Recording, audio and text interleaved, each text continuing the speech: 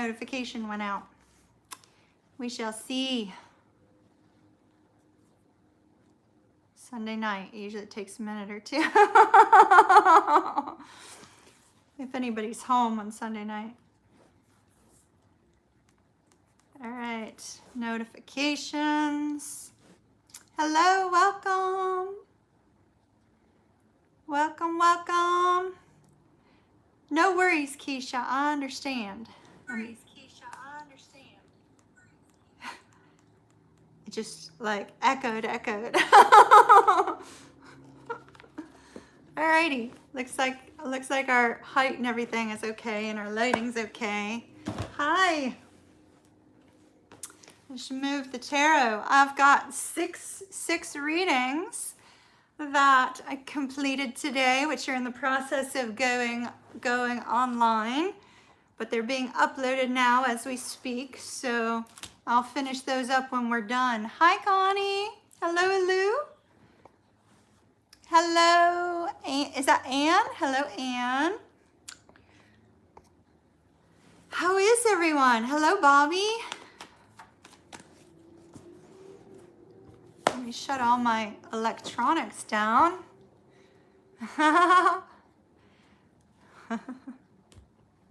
Hey, Charles. How are you? I have nothing prepared tonight, y'all. We're just going to do question hour. Hello, I am Chica. How are you, my dear? Oops. Hold up. Let me move my little table. Melanie, you got it. I'll remember. Well, I'll try. It'll probably take me about 5 or 6 times. Yes, I'm wearing blue today. Blue. Because I've got a white background. I had to kind of contrast, you know. Hey, Mary Lou.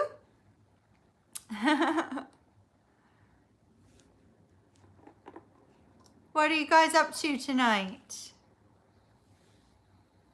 Oh, Keisha. Somebody famous showed up in the Scorpio reading. You might want to watch it. In case you're still like on that path. If you're not, that's okay.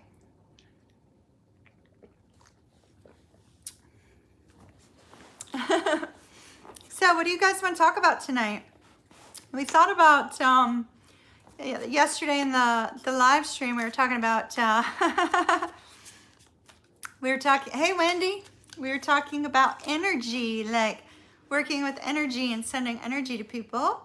So we could talk about that. We briefly talked about astral projection as well. Things of that nature.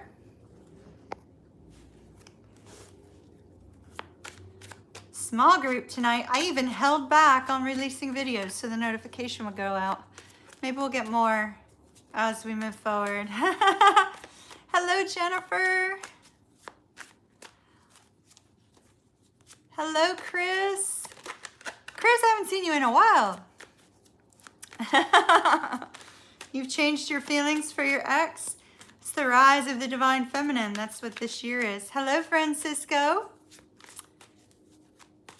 Well, thanks for popping in with the earbuds, Francisco. That's pretty cool. All right, you know what we'll do? I got an idea. Where are the cards? Are they nearby? I'm not so sure I can get to the cards. I was going to say I'll pull some cards and we'll pick out a topic. All right, so spirituality can cover a number of things, right? It can cover several things. Hello, Julie. Hello. Is life purpose the same as spiritual path? No, not necessarily.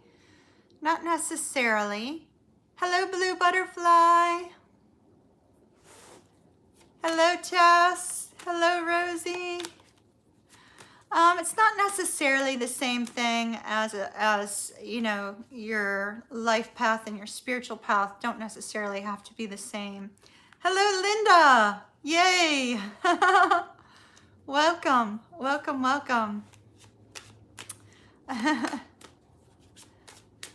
Oh, Crystal, I'm not doing tarot tonight. Not doing tarot, but I am doing tarot on Wednesday night.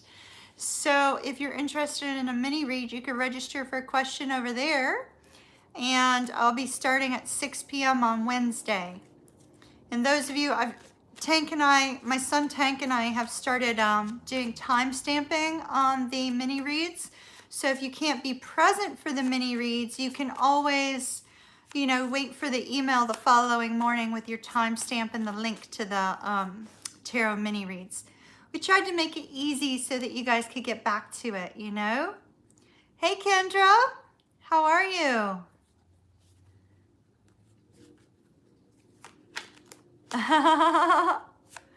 Oh, I find that a lot of people come back and tell me how accurate their mini reads are, and I find that I always love to hear when that's the case, right? And sometimes they take a month or two before they fully come to fruition. So it's really good to hear back when things, actually fall in line with the readings, because number one, it tells me the approximate timeline of when they're coming about, and number two, it's an encouragement to me to keep doing what I'm doing. So I always love to hear that. Those of you that have, when we do personal reads, there's 3 of you that are waiting on links for personal reads that we did this past week, and I'll be sure to get those uploaded tonight before I go to sleep and get them to you. But it's always nice to hear when people's readings, come about. Plus, y'all, please be sure to send me pictures so I can put it in my photo album. So I have a photo album of, people that I've worked with in terms of, they send me pictures and stuff. And a lot of people have sent me pictures of them and their twins, them and their soulmates, that sort of thing. And I always love to be able to put that in my photo album. It's just for me. It's not for the channel. I don't share it with the world or anything like that. So feel free to email me a picture, y'all, so I can put it in there. Even if you just want to send me a picture of yourself, I'll put it in there. Kim, you always look fantastic. Love your blouse. And you're just... You just sparkle tonight. Oh, I'm in a very happy mood. Thank you very much. Thank you very much. I'm in a very good mood. Life is going well. It's going beautiful. And so that helps. That helps a lot.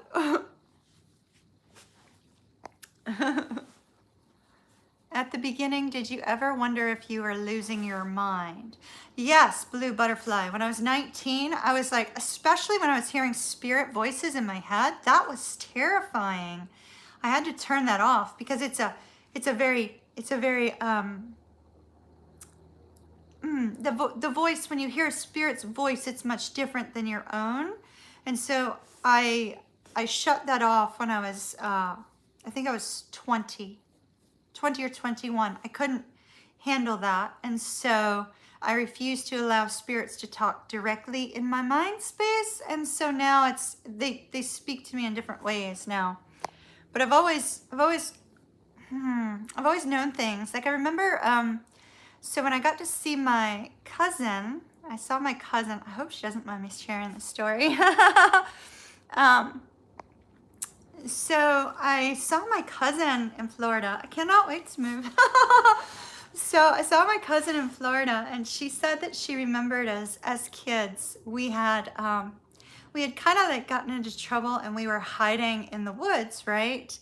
And something like her dad had come back to like get her because it was time for them to leave, right? And so I had turned to my cousin and I said, it's going to get really bad when you get home. And I was giving her a premonition of something that had nothing to do with her. It had to do with like her family. And so it was just like, she said she always remembered that, how unusual that was and how eerily accurate it was. And so I was just a child at that point, So yeah, Blue Butterfly, sometimes, it feels like, even now, sometimes when I got the premonition about the earthquake not too long ago, it was end of November. Oh, y'all got quiet, so y'all are actively listening. So I got the premonition about the multiple earthquake eruption, or not earthquake, volcano, multiple volcano eruption. I saw 3 volcanoes erupting, and I also saw earthquakes, and that was at the end of November. It's on my channel even. Like I can post it. And when I was in Florida for my birthday, I said in the very near future, this was going to happen in the very near future. And I was like, it was so eerie. The vision was so terrifying and eerie that I had no choice but to put it out on the channel, right? And I felt like such an idiot because you're talking about volcanoes erupting, right? Like, I mean, that's huge. So as a psychic, having to speak it out loud, it sounds crazy. It sounds utterly ridiculous. And then I'm in Florida looking at apartments and everything, and I happened to be checking the news because I was awake at like 6 a.m. and that's so unusual for me.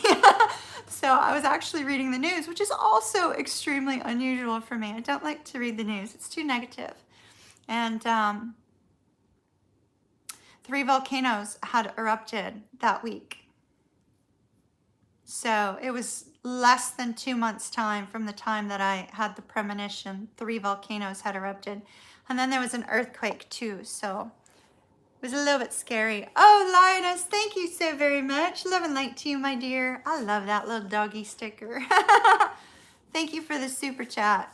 I appreciate it. So blue butterfly, it can be something that even if you don't feel like you're going crazy, sometimes when you get like a premonition, if you see visions or you suddenly know something and you tell somebody, it can sound like you're crazy. I even sent the news article to my family and the video of me making the premonition, and they just all ignored it. So they just thought it was nothing. On a lunch break. Hello, Dee. I love your accent. I think I've got it. Did I get it? Did I get it? Hello? It's like a mix of Australian and English in England, right? Yes! I got it. All right, I can't say anything else like you. That's about the only thing I can do. But now I think I'm prepared for a role on Australian television. I can be the girl that answers the door and says hello on an Australian television show. So, Dee, if you ever hear of somebody needing somebody to answer the door, then I can come out to Australia and we can go party and have fun.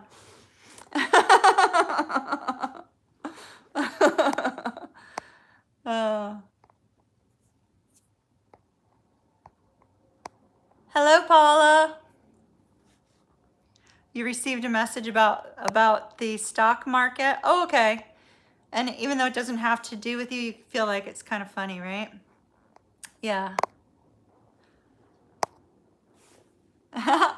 So I think that's the way we have to do it, Dee, is we need to find me like a role that just answers the door and says hello. That'll be it. Everybody else will know I'm American after that. It just wouldn't pass. As soon as the mix of southern, northern Wisconsin comes out.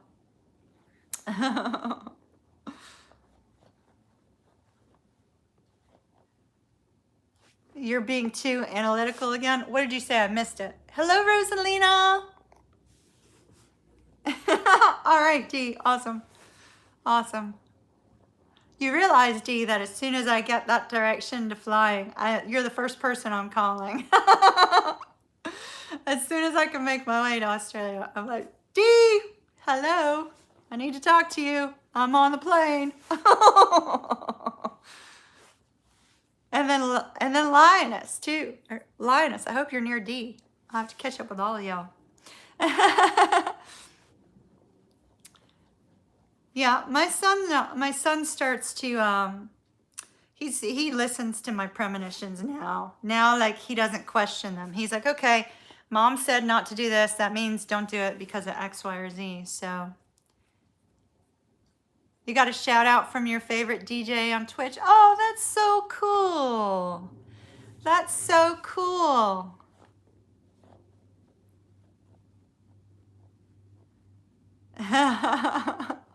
Fusion, I'm at the airport.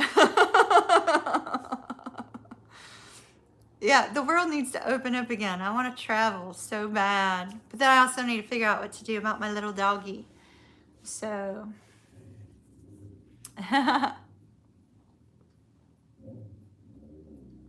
So what do you guys want to talk about? Right now we're just kind of chilling.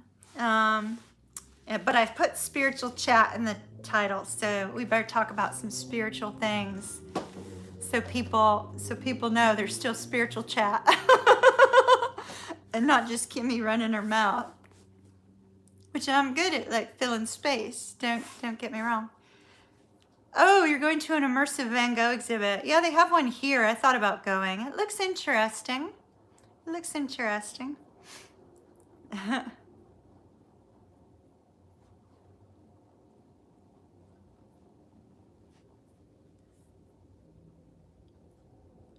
right. You dream about aliens? We could talk about aliens. Y'all believe in aliens? All right, so we need a topic. How do you heal your heart chakra? Well, Paula, you can come to group Reiki. Group Reiki, we do group Reiki sessions. So I've got 2 group Reiki sessions this month. And then I just made a decision today. Hello, Giselle. Hello, Mr. Orange. Oh, you're a starseed. Yep. And so, there's Reiki, right? You can do that. You can listen to binaural beats that are focused on healing the heart, releasing anxiety, healing relationships, harmonizing relationships, that sort of thing. The difference between a soulmate and a twin flame we talked about last week. So that one was in the last week. And I'm not going to get into the twin flame topic tonight because I find it to be disrespectful to the man I've been talking to for the last 4 months. So I really don't want to bring up that topic tonight. So we're not going to talk about that tonight. Don't have any problem talking about soulmates though. But the difference we talked about last Sunday night. So if you want to, hop over there, you can learn more about that there.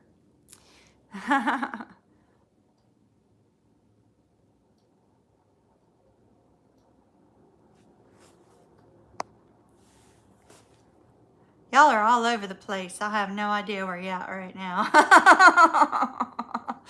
Lou heals hers with wine. Meditation is really good, right? So meditation is a strong thing that can help. Carrying around stones that are good for the heart chakra are also very beautiful. You can carry around like a rose quartz, something of that nature. Carry around something that's got a healing type of energy to it, and something that helps to release negativity. Also, you can focus on, placing yourself inside a bubble of pink light, and then focus on the energy being drawn to your heart chakra as well. Yeah, allowing yourself to be vulnerable. That's a tough one, isn't it, Tess? That is a tough one. Yeah. I allowed myself to be vulnerable twice this weekend by just like a little tiny text message, but my goodness, it felt like the wall at the Game of Thrones was coming crumbling down, and it was like nothing major, but it was like the wall came crumbling down. Moldavite. Oh yeah, Moldavite's pretty nice. I don't have one. I saw some at our store though. Bye, Mary Lou. Nice to see you.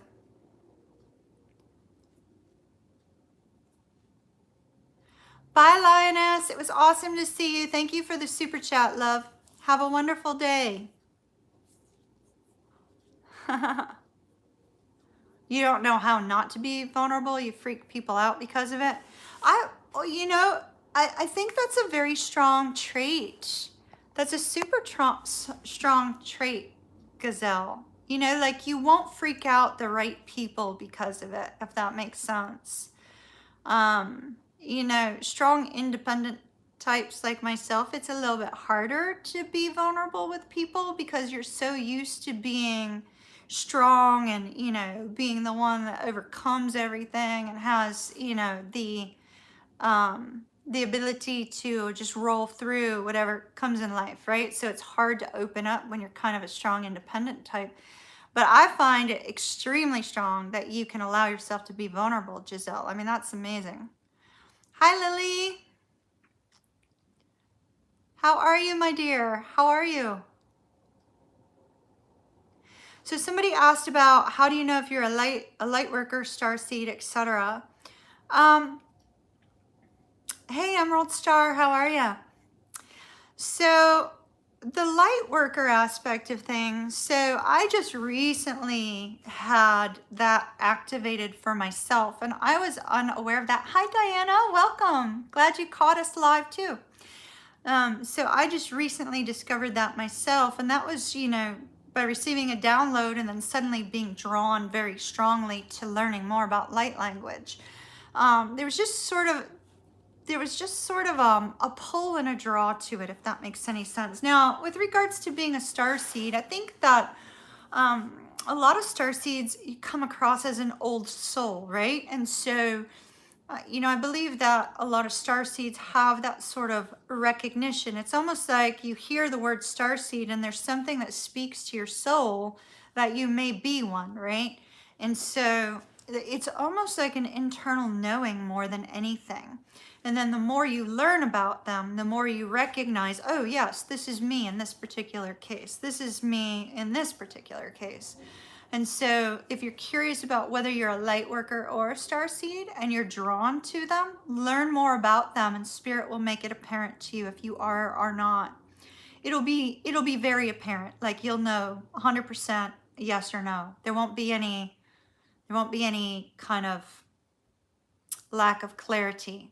Just keep learning about it and allow spirit to work in your life and it will be revealed to you in some form or fashion. Does that make sense? Oh, me too. I am such a major stargazer. I'm hoping I'll be able to see stars better in Florida than here, but I don't know. I think I have to go somewhere remote for that. You know, we'll see. But I'm a big stargazer. Do you guys have what's the name of the app that I have? Gosh, it might be Starry Night. There's this app that when I go out to take the dog out at night, right, I'll look at the stars and then I'll pull up the app and I'll just face my phone towards those stars and the phone like does its little thing and it locks onto that area so I can see the constellations, I can see each star. I can even click on the star and learn about that star, things of that nature. And so it's amazing. It's really amazing. Totally amazing. And so I'm an Andromedan star seed. So one night when I was out, I was able to pick up a star from there. And that was just like, oh, that was so awesome. That's so awesome. Yeah, no, I don't want to deal with alligators, Lily. No alligators. No. No. My dad tried to spook me over alligators. He was being funny. I was like, so Dad, like, how bad are the alligators down there? And he goes, you can't take your dog out anywhere, Kimmy, like ever. You can't because an alligator is going to come and get your dog. And then he starts laughing at me. He's like, they're not as bad as you think they are, Kimmy. My dad is a practical jokester. He's really great. Yeah, I would love my dad. And he's super, super supportive of my move. He's just like, he's amazing. He really is. But no alligators, Lily. I've heard that you're supposed to punch them in the nose too, but I don't know, like, is that the truth or not?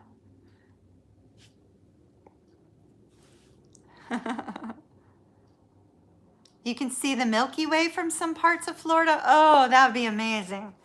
That would be so awesome. That would be so awesome. Why did I choose Florida? Well, I feel called there in a roundabout way. So I've been wanting to move to a particular area of Florida, which I'm not saying where it is. And y'all don't get personal on me. That's like my business. So I've been wanting to move to this particular area of Florida really since 2001, I think. Like a long time, a long time. And so in the last 3 years, I've been feeling this pull, this call there, right? And so, you know, I wasn't able to do that last year. And as it turned out, I really feel like now is the proper time, if that makes any sense. It was just like it was the time. So I'm excited. All right, spiritual topics, my loves. What would you like to talk about? Oh, sharks, it's the nose. Okay, gotcha. Well, we don't want to talk about sharks either because they scare me. Exactly. Go where you're called. Exactly. Lucid dreaming. Oh, I wish I could talk about that one. I'm not really familiar enough with it, but I'll tell you what, we will. Ooh, somebody asked me about the second sanctuary. I got some news on that one. That was Nikki, I think, was asking about whether or not you could create a second sanctuary. And I was, but I'm not so sure that it's my sanctuary. I think it's somebody else's sanctuary. And so for those of you that were asking, it does appear to be possible, if that makes sense. Have you ever checked your astro map? Yes, I have actually. It's called astrocartography. And so before I chose to move, okay, I recommend everybody do this, and maybe I need to offer it as a service on my website. That'll be something to think about after I move. So I discovered when I moved to Charlotte in my high school years, right? I moved from Toronto, Ontario, Canada. Go Toronto! Yay, Canada. So I moved from Canada down here to Charlotte, North Carolina. And when I moved down here, I felt grossly out of place. I felt absolutely uncomfortable, and I utterly despised Charlotte, North Carolina. Well, after I got to know more about, relocation charts with astrology and, things of that nature, I discovered that what happened with my relocation chart when I moved to Charlotte, many of my planets moved into houses that were ruled by fixed signs. So the majority of them had moved into Leo, Scorpio, and Taurus. Well, I'm a mutable sign. I do have a fixed sign as my moon sign, but I have a mutable sign as my sun, fixed as my moon, and cardinal as my rising, right? So really nice, well balanced. But when I moved down here, I felt out of balance. So as a result of that, before making such a gigantic move to another state, right? Throwing all kinds of money on a move and all that jazz, and things of that nature. What I did is, one, I consulted my spirit guides, super important.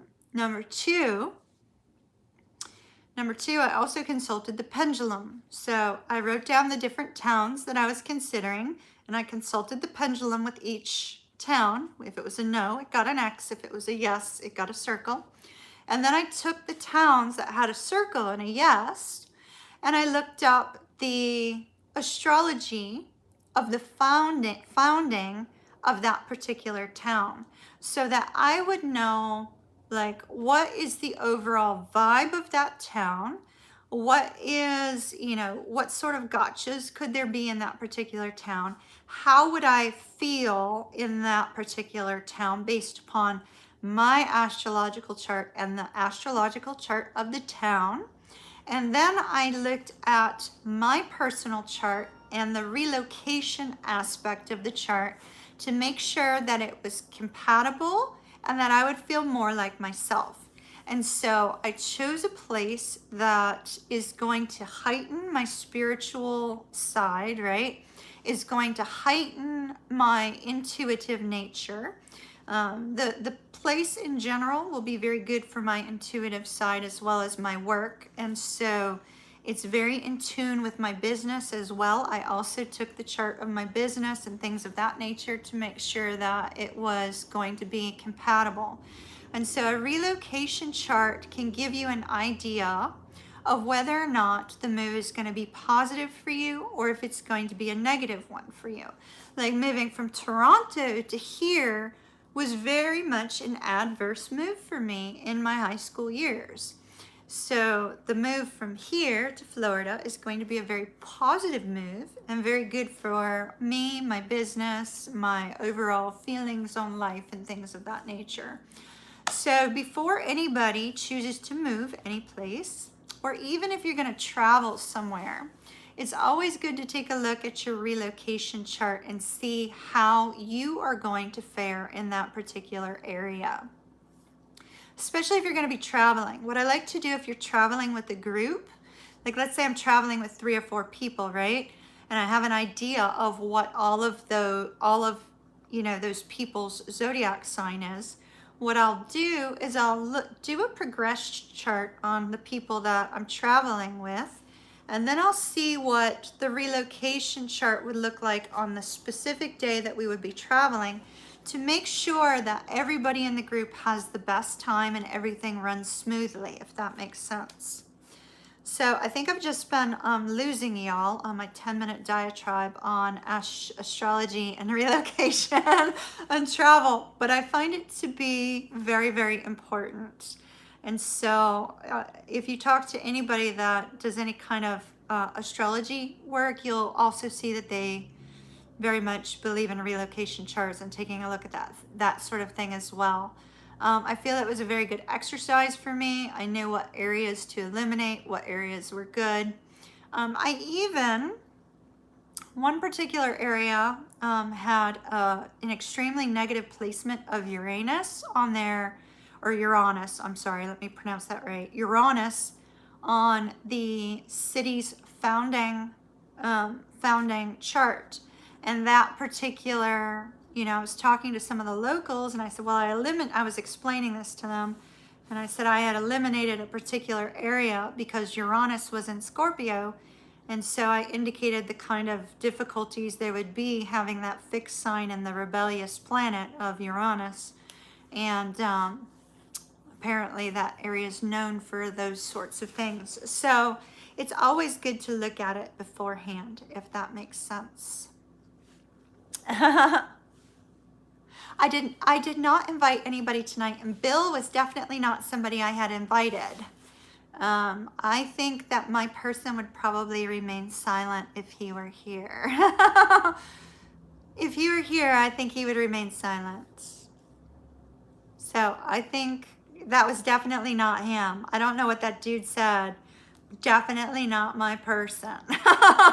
My person would never come in here and say anything disrespectful to me. He's really an amazing person. So, but no, I did not invite him tonight. Thank you for asking, Keisha. Thank you, Lily. I appreciate it.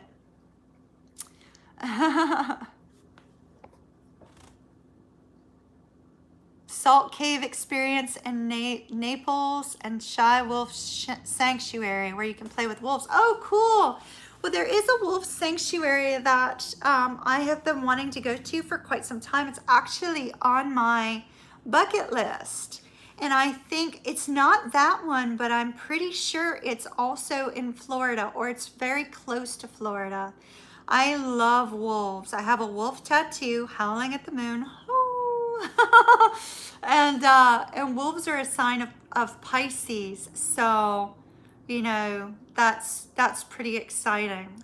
Thank you for letting me know about that. I'm definitely gonna have to check it out. And salt caves, that's pretty killer. I like that. And it would be cool to So when I used to work for one of the luxury real estate firms, they were housed out of Naples, so I'll have to check it out.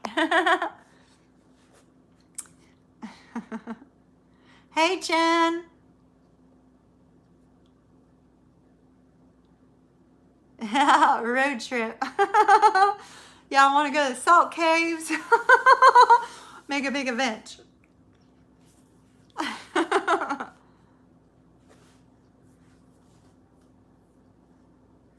So anyway, did I answer y'all's question? I probably answered the question too much about astrocardiography. So, oh no, I didn't even talk about astrocardiography. I like to use astrocardiography when I'm doing karmic astrology. So for whomever had asked about the astro maps, the thing I like about astrocardiography when I'm doing like a past life chart with an astrology report, is to be able to look at the astrocartography for a time frame and determine the most likely cities where somebody had their past life in. And so that is really exciting to me. That's what I love to use astrocardiography about. It's really, really, really neat. So which lines are the most important on the map? Well, I think that really depends upon the whole chart ultimately. It depends on your individual chart because it'll work, different lines have different, will have different, so like when you look at the astrocardiography map, right? Sometimes it'll show like there's a square to a particular aspect. So if you have that aspect in your chart, you can find that line, on the astrocardiography map, but it'll be like a certain degree, where you're at. And so more than anything, the astrocardiography map helps to determine where the planets and things of that nature are when you're born, which is why I like to take the, get the past life astrological reports. So you have to go back like one past life and then the next and then the next and then the next. It takes me about 12 hours to do one past life report. I mean, they're really huge. And so when you can only go back so far with an astrocardiography map. Once you hit about like 1300, I believe it is, you can't go back any further. So up to that point, I can pretty much close to pinpoint, approximate towns where you may have had a past life at, based upon the intersection of the lines and things of that nature. It's really pretty cool stuff. It's really awesome. I'm gonna lose y'all if I keep talking about astrology, so I better shut up. Especially karmic astrology, because I love creating past life reports and seeing what people's past lives were and like the exact dates and stuff like that. It's really cool. It's really cool. Really cool stuff. So for those of you that are kind of like into the karmic astrology, if you look into it, the first thing you need to do is check your chart and compute the exact dates of the points that are on your chart. Now those points will be like their dates of significance. So it may be a date that you were born in a past life, or a date that you died in a past life, or a date that you got married, or event in your life, right?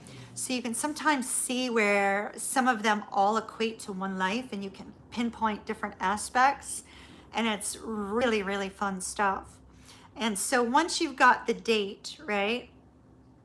You've got the date, then okay, now I can go back to that particular chart on that date, but you still don't have a location, right? You still don't have a location. So you have to do a comparison of the existing chart you move the existing chart as if you were doing a relocation, right? You move the existing chart's location to the past life date, right? Oh, are we buffering? Are we buffering? Hold on. I'll pop out and pop back in case it's me. All right, I'm back. Just in case it was me. Sometimes it's my phone going churn, churn, churn. somebody just got to an accident outside. I heard 2 cars go crash.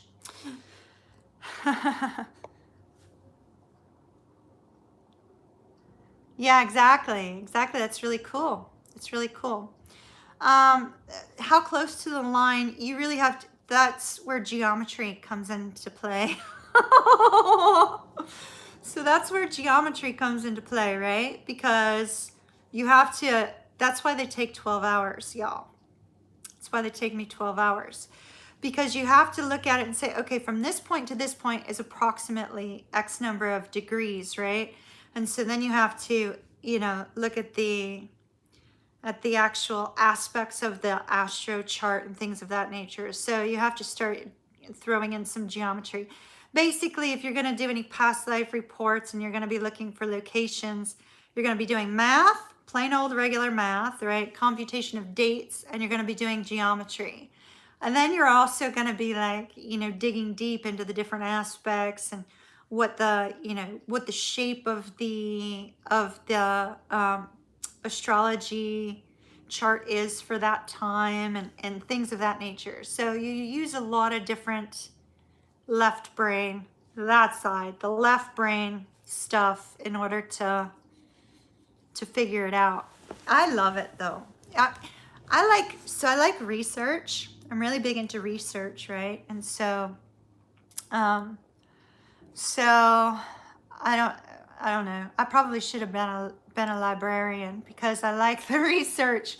Connie, I mean no disrespect by that. So like, I think that researching like information, and I know that there's a lot of you on here that like to do that. So I meant no disrespect.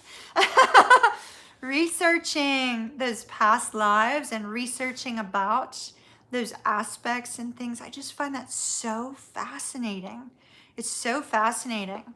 And if I know the person, I can also see how those past lives kind of equated to making them who they are today, which is like so cool. It's really neat. It's neat stuff. Obviously, I'm extremely passionate about it, or else I wouldn't have talked for like 15 minutes on it.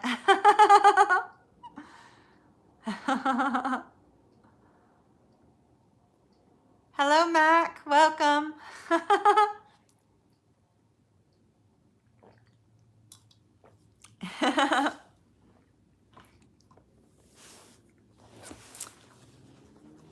It's fun. It's fun, and I use AT Man's. If you ever want to learn, you know, a different perspective on astrology, right? Read some of AT Man's work because he believes the life cycle, you know, the life cycle of conception, right? Conception and birth is where your birth chart actually starts. He believes it's at the time of, you know, while you're a baby rather than before you're actually born a baby as you're growing. So he has a unique perspective on life cycle and astrological charts. It's really quite fascinating. So those of you that I didn't lose are still here, which is great. Would y'all like to talk about anything else? We just covered astrology for what felt like forever.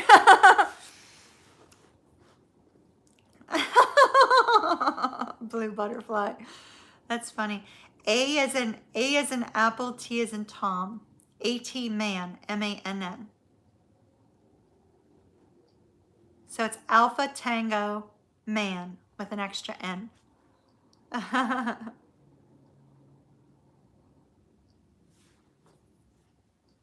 Astrology I find to be so fascinating, you know? I mean, obviously I do, or else I wouldn't have like everybody I know in an astrological app, right? I do find it to be fascinating. And I find it to be, I remember when I was younger, right? So let's talk about compatibility for a moment, right? Let's talk about compatibility for a moment. A lot of people tend to wonder, you know, okay, if you're an air sign, are you compatible with an earth sign, right? M-A-N-N, honey, 2 N's. 2 N's. Alpha Tango MANN. 2 N's.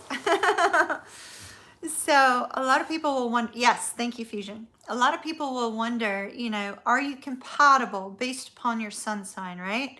And that's like a lot of the reason why people dismiss astrology is because they're focused on that.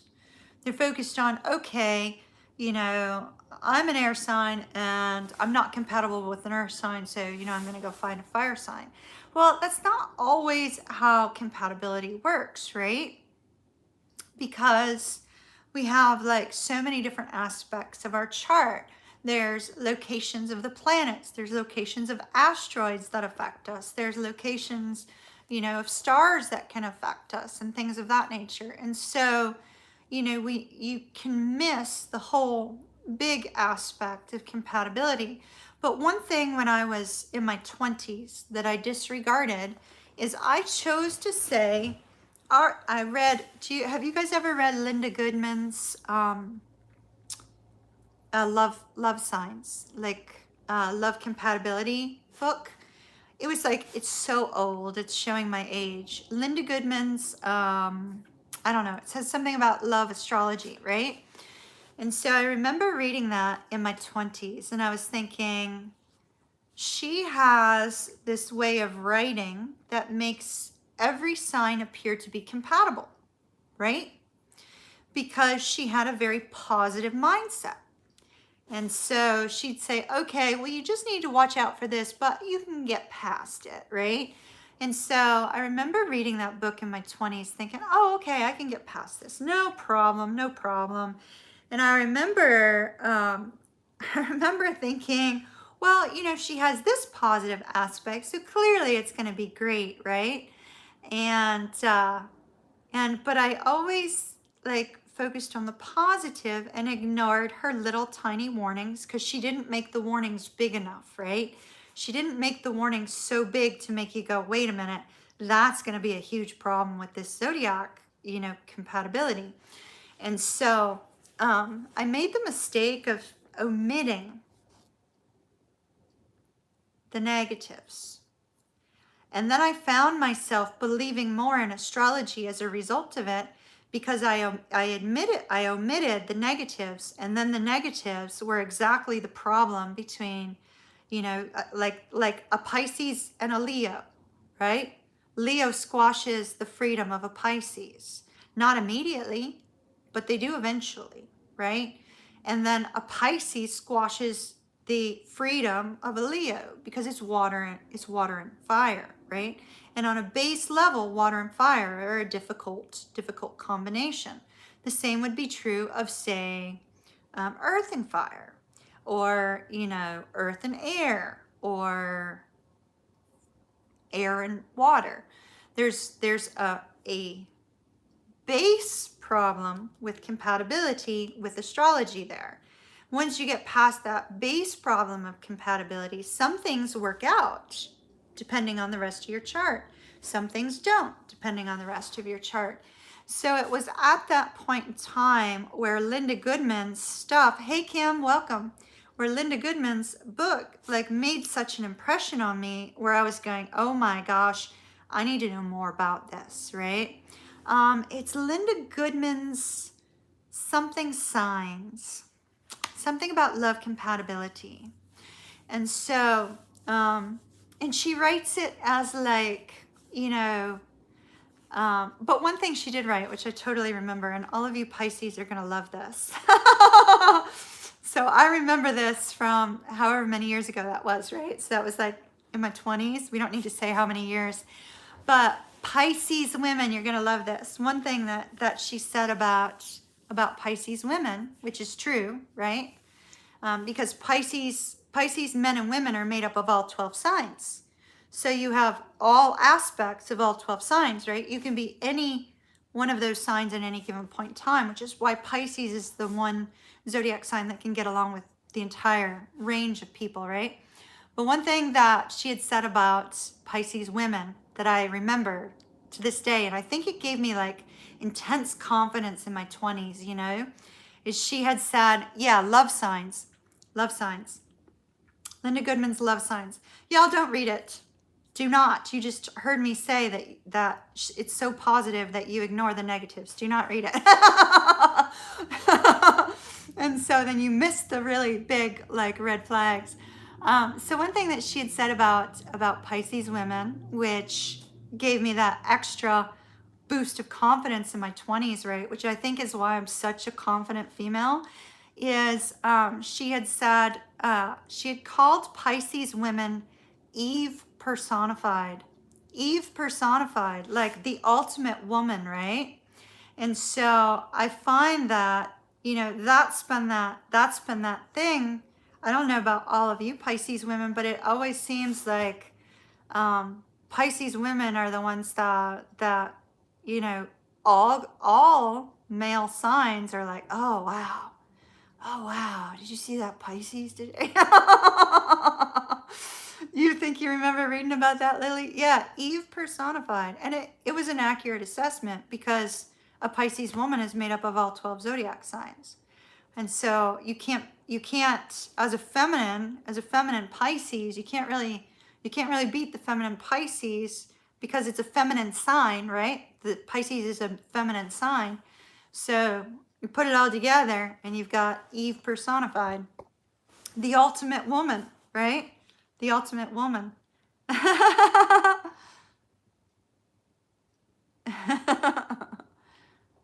Did you find what? Do you find Akashic records helpful? Extremely, extremely helpful. Extremely helpful. The Akashic records, yeah, where's Adam? That's a really good question, Lou. That's a really good question. So Adam would have to be the masculine, right? So the masculine that has the majority of, that would be hard to say because I'm not so sure that there is an equivalent with regards to astrology, just because of the fact that Pisces is made up of all 12 signs and Pisces is a feminine astrological sign, right? So that's a really good question. That's a good question, Lou. It was a funny question, but it's a good question also. I might have to like dig into astrology on that one. So Wendy, you're into the Akashic records. That's awesome. Bobby's year, Adam. That's awesome. I'm remaining like quiet on that one. My personal life is staying personal.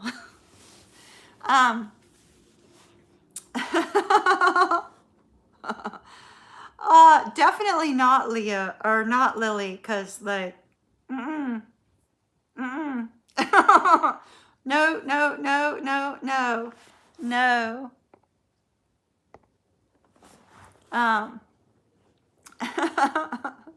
No. So, sorry, I took care of that one, y'all.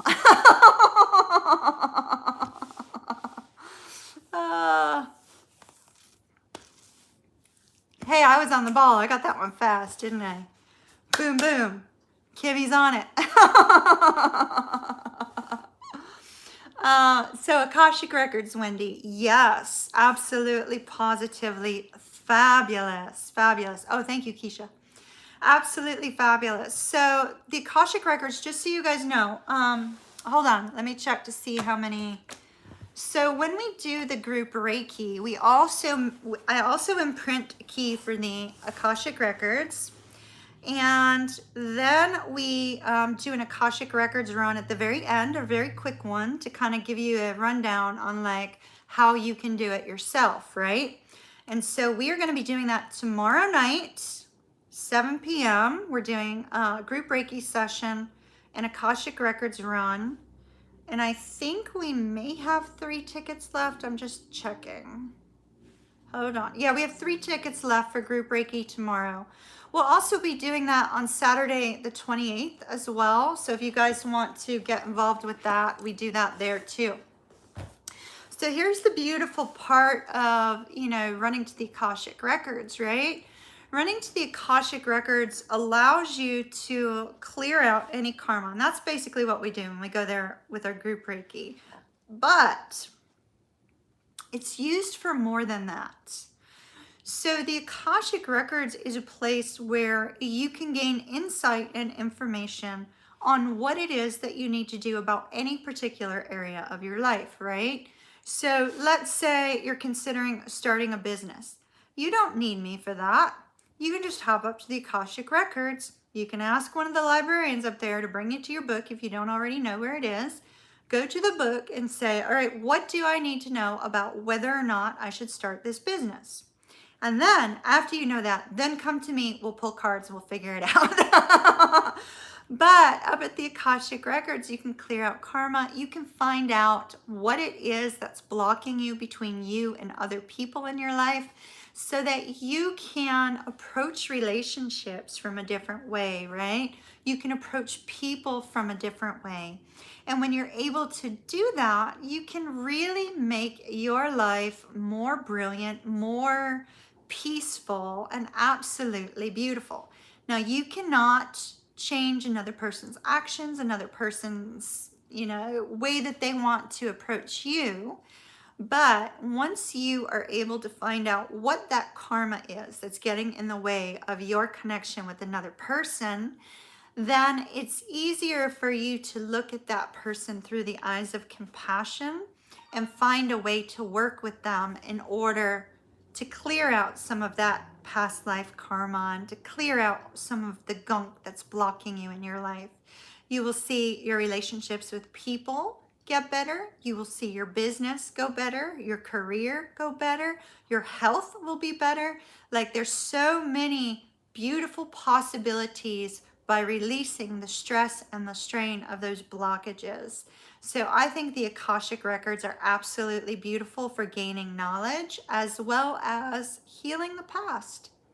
Releasing the past, healing the past, and letting it go. So it's a beautiful, beautiful place to be. And it's also awe-inspiring. If you are clairvoyant, right, and you get up there to the Akashic Records and you see that expanse of all of those books, it's just awe-inspiring. It's so incredibly beautiful. It's amazing. And for those of you that don't know what we're talking about, the Akashic Records is where this is being recorded there. All of your questions are being recorded there. All of my responses are being recorded there. Everything that has ever happened in everybody's lives is recorded in this. It's like a great big repository on another plane in a roundabout way.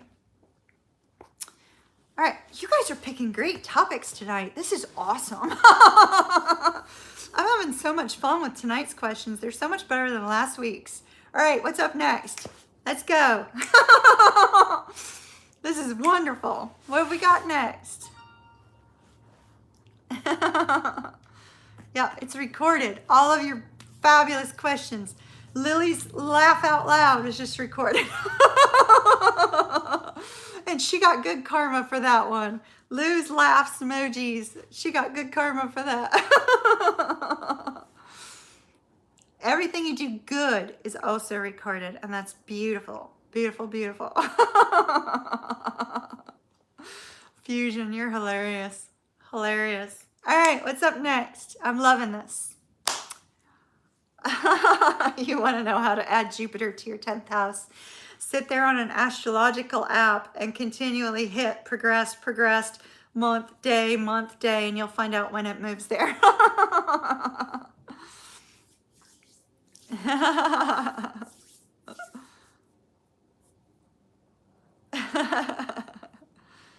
That's hilarious.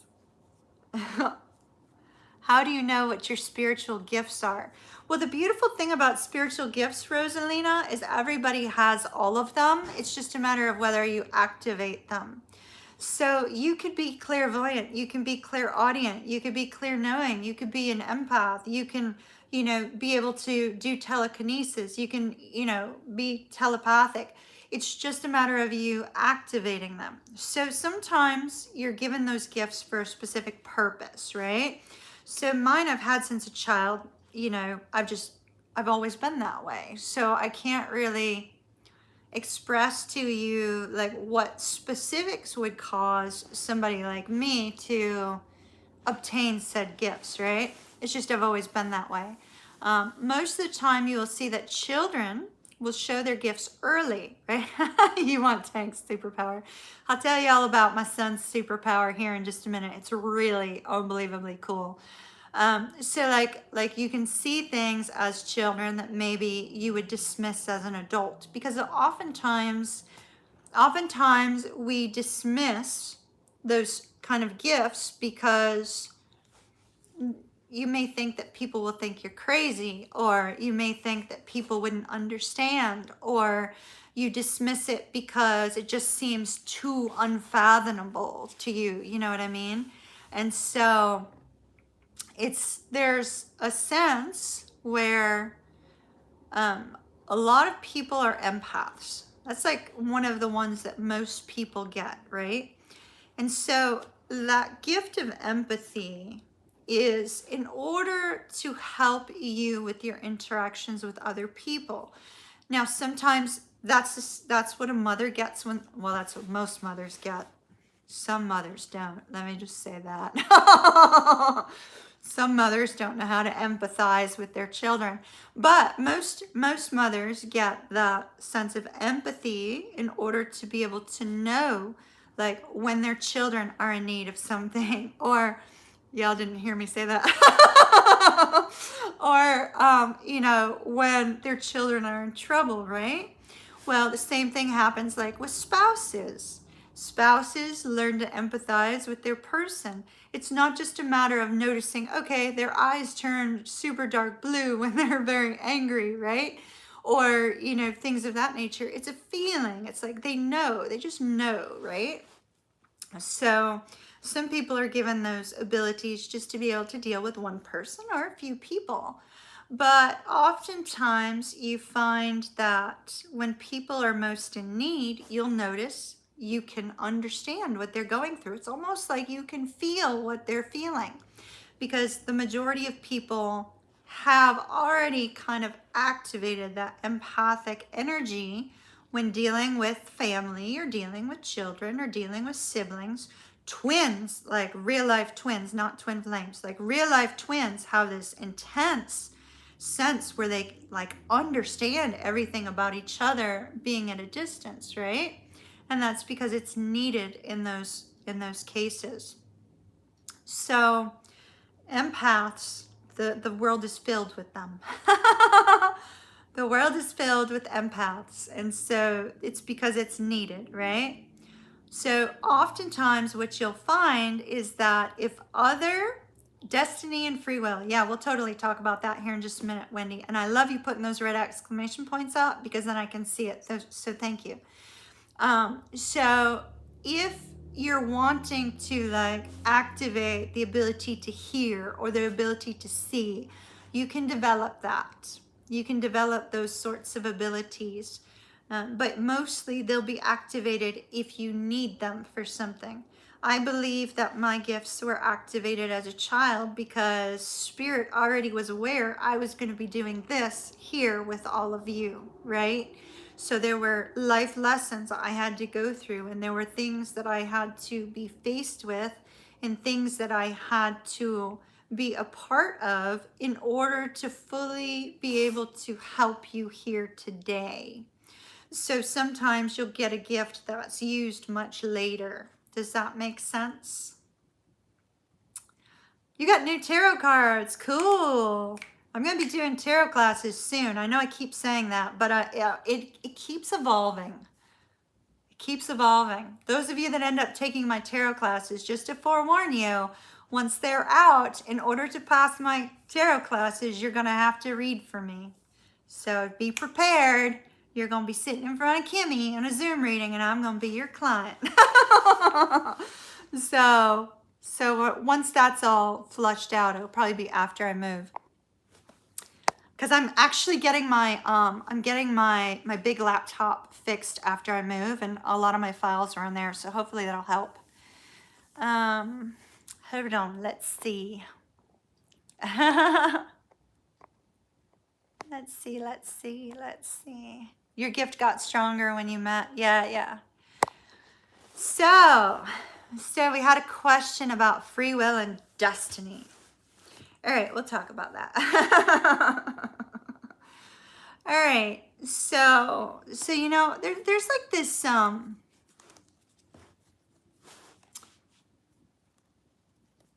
right, we might need to save that discussion for a different day because I because I have a feeling it's going to leak into topics that I don't care to talk about tonight. So free will and destiny, right? So destiny is, you know, the direction that you're meant to go in, the direction you're being led to, being guided to. It's your path, right? You have no control over it.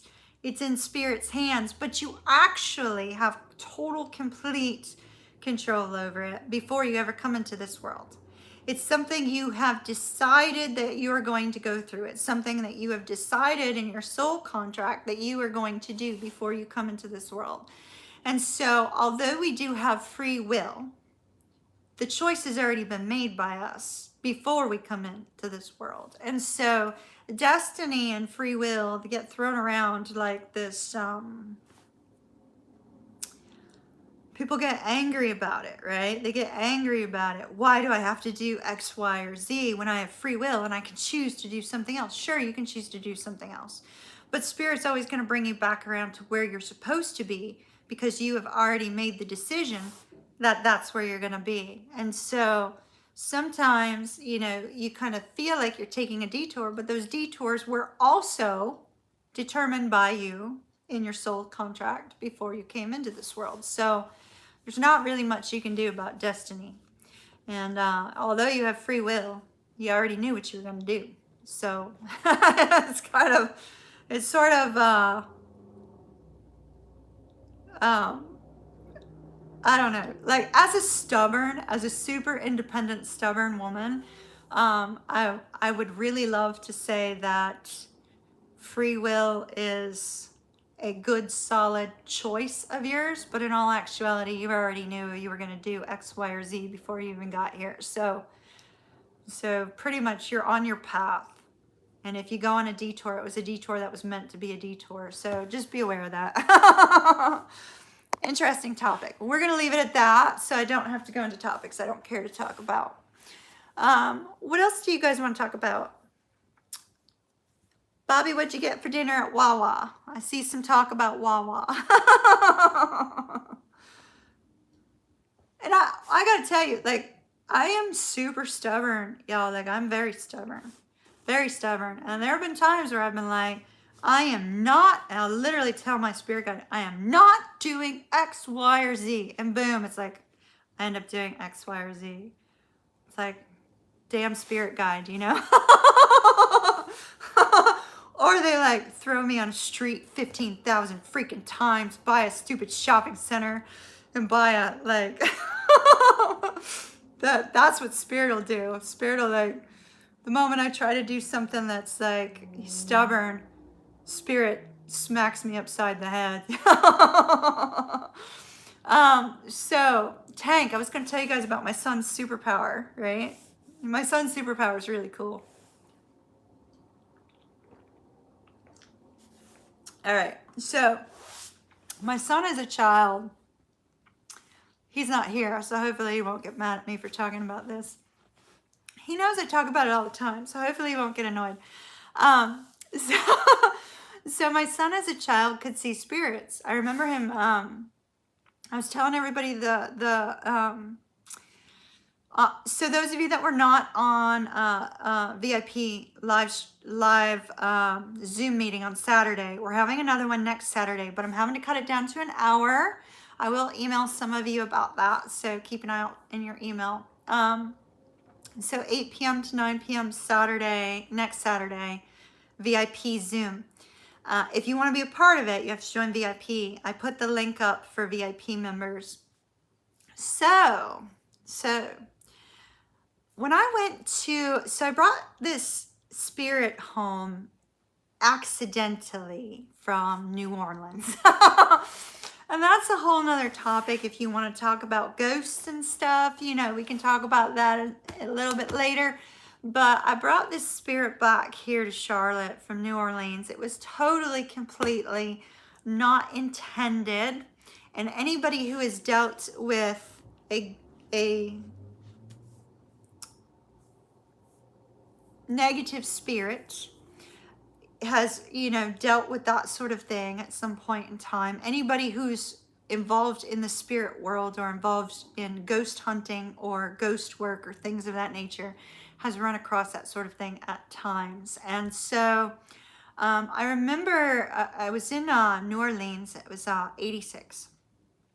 86. That's when I met my spirit guide, Fred, but he wasn't a spirit guide. He was a live person at that point in time, right? And so, yeah, Ronnie's an honorary VIP because he's Bobby's best friend. So we let him in the VIP group. So I was in New Orleans and I was doing this ghost tour, right?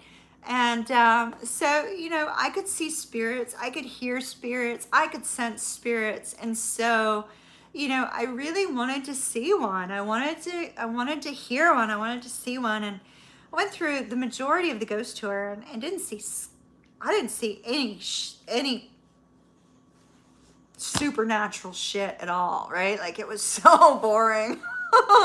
And I was looking, I was like, can I feel him? No. Can I see him? No. So we get to the intermission of the tour, right? And they have us go up to the second floor of this haunted restaurant. And so I was married at the time, right? So I was with my ex-husband.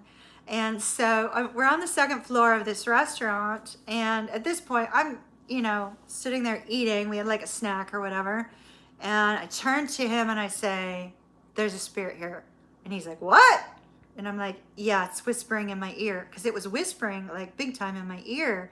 And I couldn't, and he's like, what is he saying? And I'm like, I can't tell. I just hear him whispering in my ear.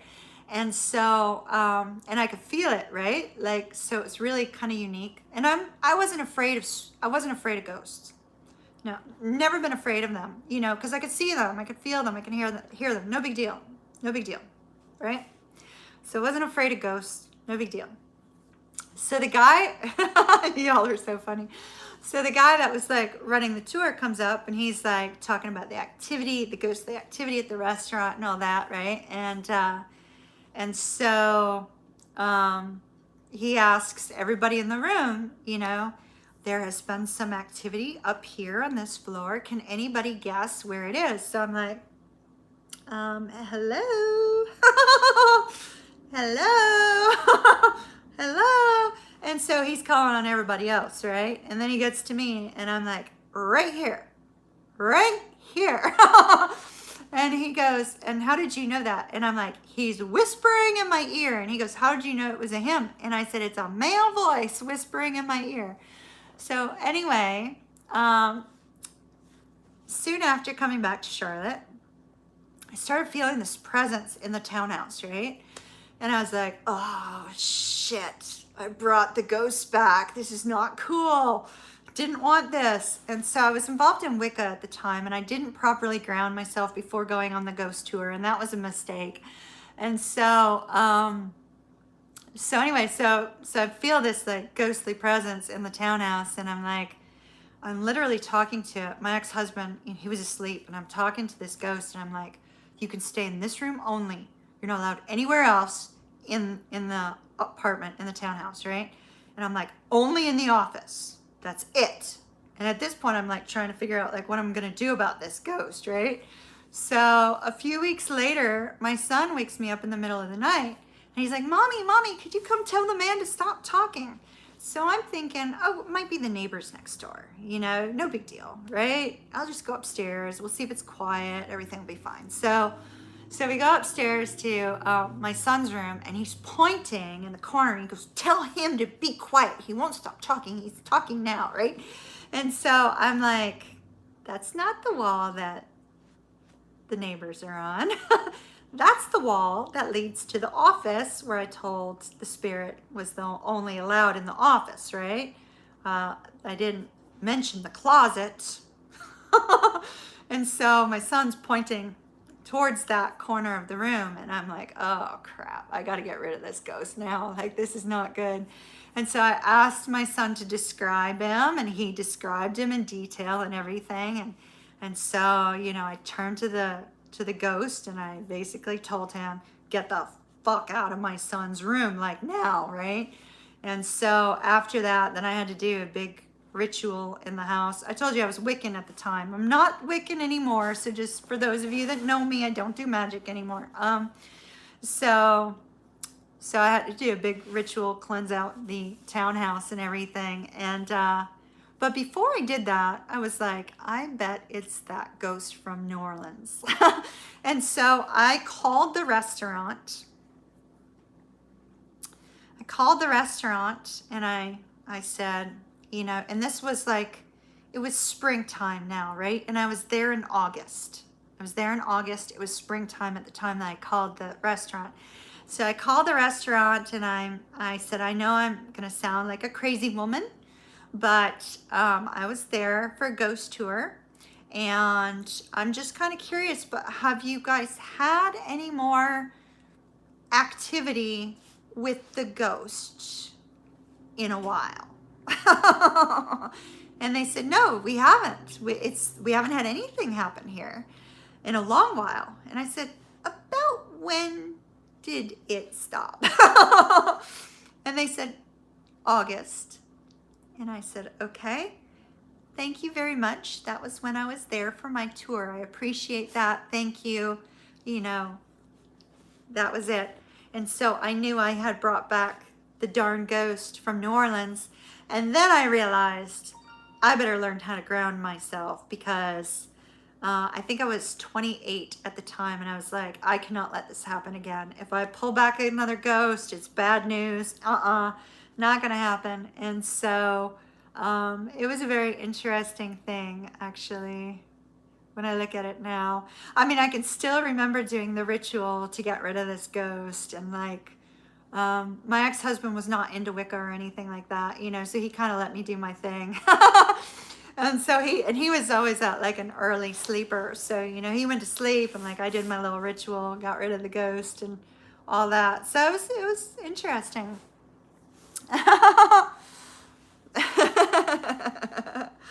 Yeah. They kind of like, they can attach themselves to you, which is not cool.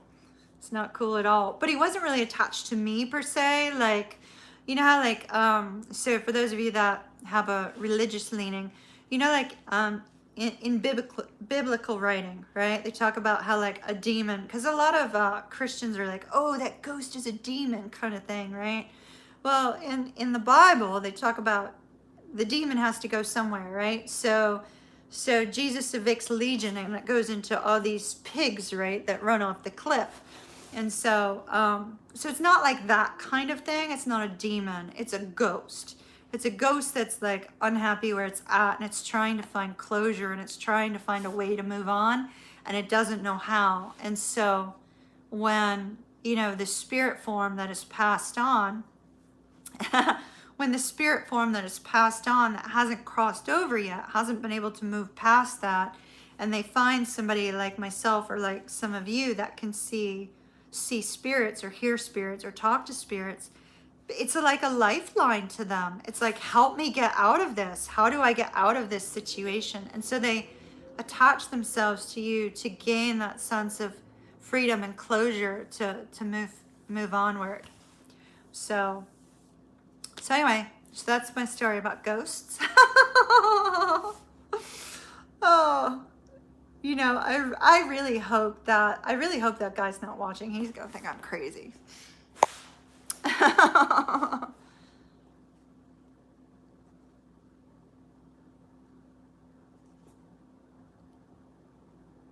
Well, not all ghosts are bad, you know, like just keep that in mind. They're not like malicious. They just are lost. If that makes sense. They're lost. So one of the things I haven't done yet, because I really haven't wanted to get back into that realm of working directly with ghosts, right? So I haven't really wanted to get back into that realm of things. But I've been kind of considering whether or not to take the shamanic workshop on helping the spirits to cross over. The problem with doing that is once you do that, they know that you're able to help them move on. And so you'll have like ghost after ghost after ghost comes and attaches itself to you. Oh, I should tell you all my other ghost story. That was kind of funny. I'll tell you all my other ghost story, but this ghost did not attach itself to me. So once they know that you can help them to move on, then you're inundated with having to help these, beings that are dead, right? Like it's bad enough that I have to hear them and see things, I'm not so sure I want that responsibility. So I've kind of been, staying away from that and trying to avoid it, but you never know, I might end up having to do that at some point. Do y'all want to hear my other ghost story? It's small, it's simple, it's not as exciting as that one. Bye, Keisha. Bye, Keisha. Good to see you. Thanks for popping in, hun. Thank you.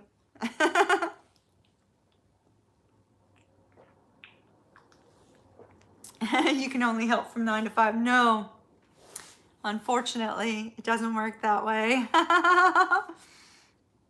Unfortunately, it does not work that way. Hello.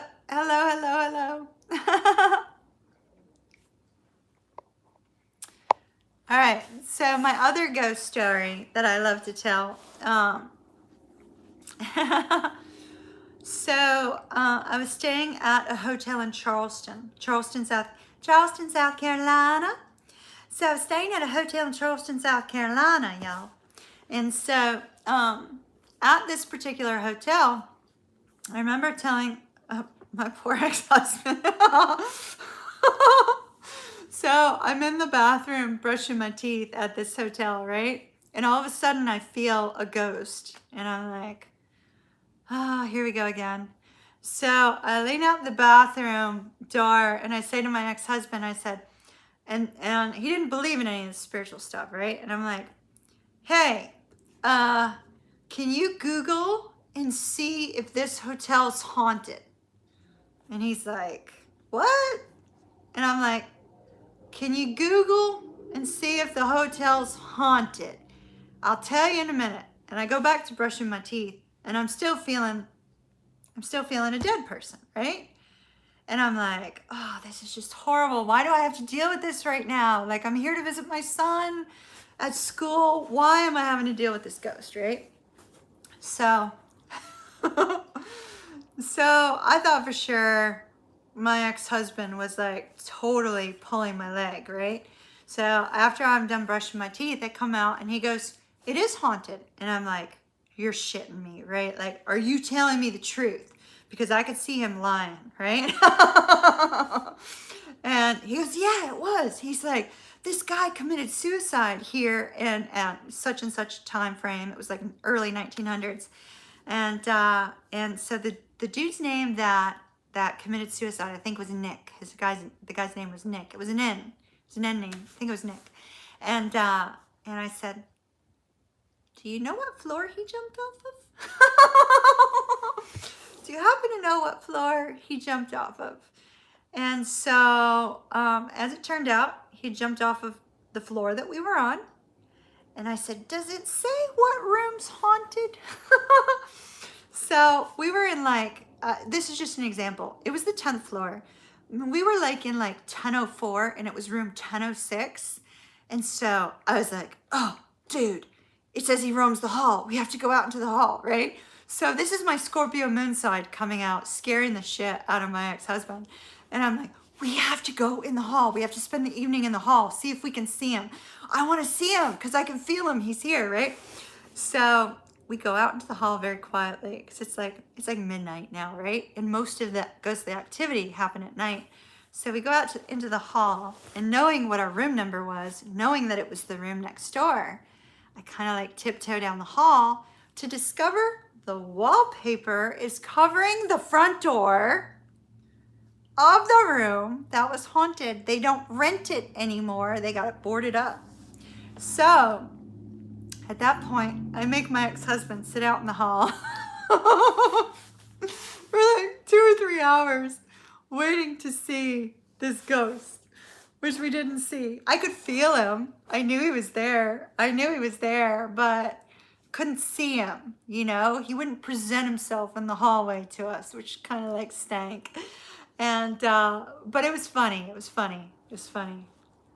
It wasn't funny that he committed suicide, so we'll say that. But it was early 1900s. It was soon after the hotel was built, and so it was just at that point in time. I had this. I remember the ghost kind of emotionally kind of touched me in a way that I felt very burdened to know more about him. You know, so I learned a little bit more about him, and I remember they had like, because it was an old historic hotel, they had a lot of pictures from when the hotel was built and stuff like that. And I remember going around to the different pictures and trying to see if I could gain any more psychic information from them, you know.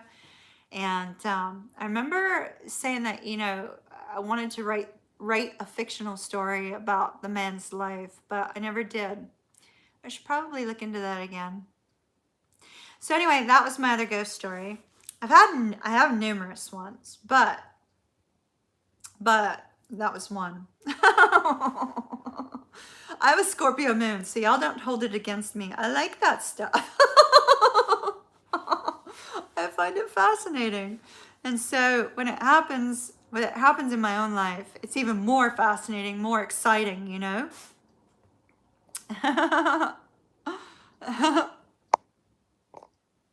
Your next VIP chat, you'll share more. Cool. Hi, Suzanne. It was awesome. It's cool stuff. It was just, I don't know what was funnier that night. It was like me kind of leaning out the bathroom saying, hey, could you please Google?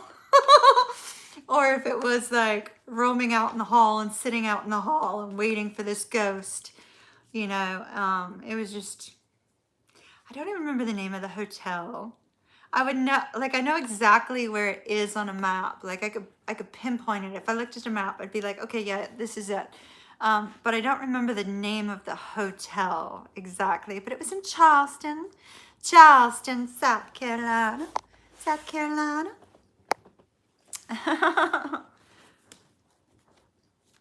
So this has been a fun night. Ghosts, Akashic Records, astrology, astrocartography, karmic astrology, relocation astrology, traveling astrology. This has been awesome. All right.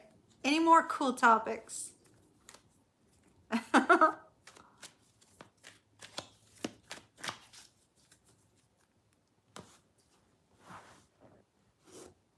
Everybody gets quiet. It's all of a sudden quiet.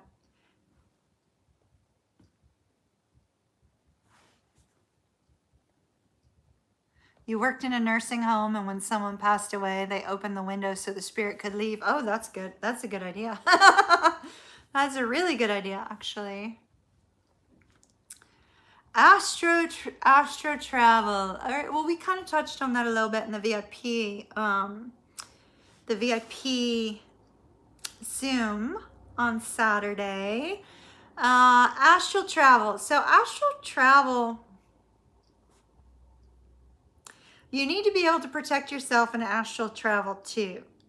Tess, you would agree with me on that, correct?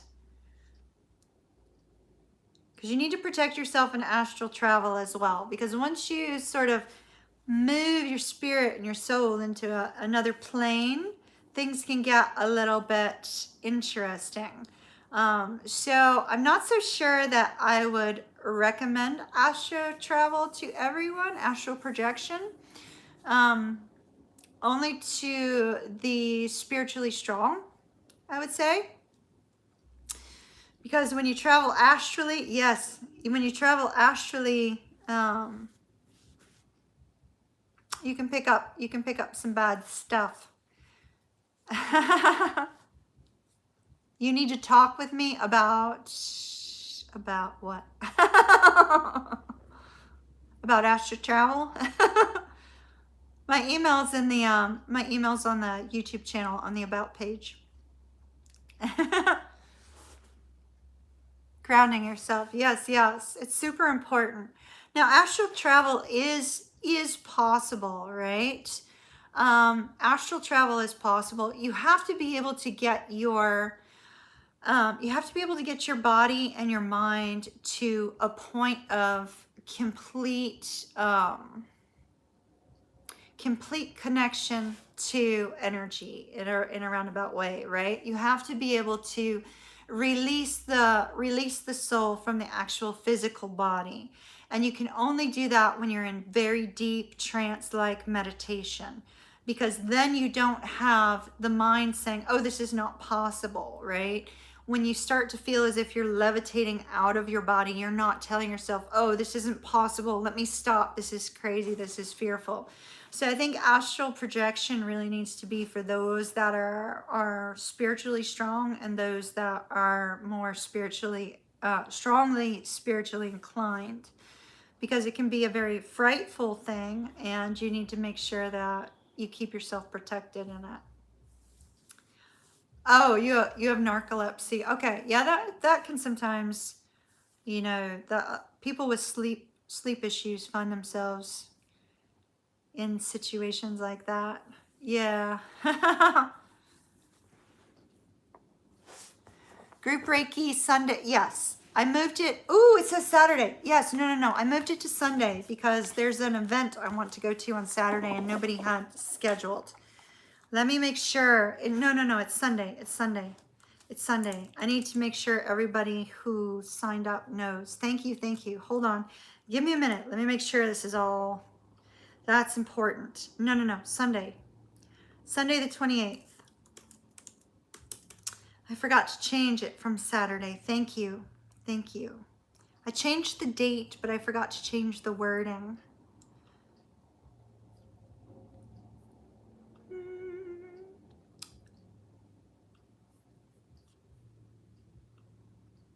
Oh, Monday's group Reiki is sold out, y'all.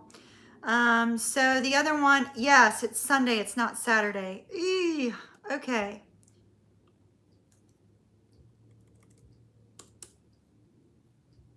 It's Sunday. I will check with those that have already RSVP'd on that and make sure that they know it's Sunday.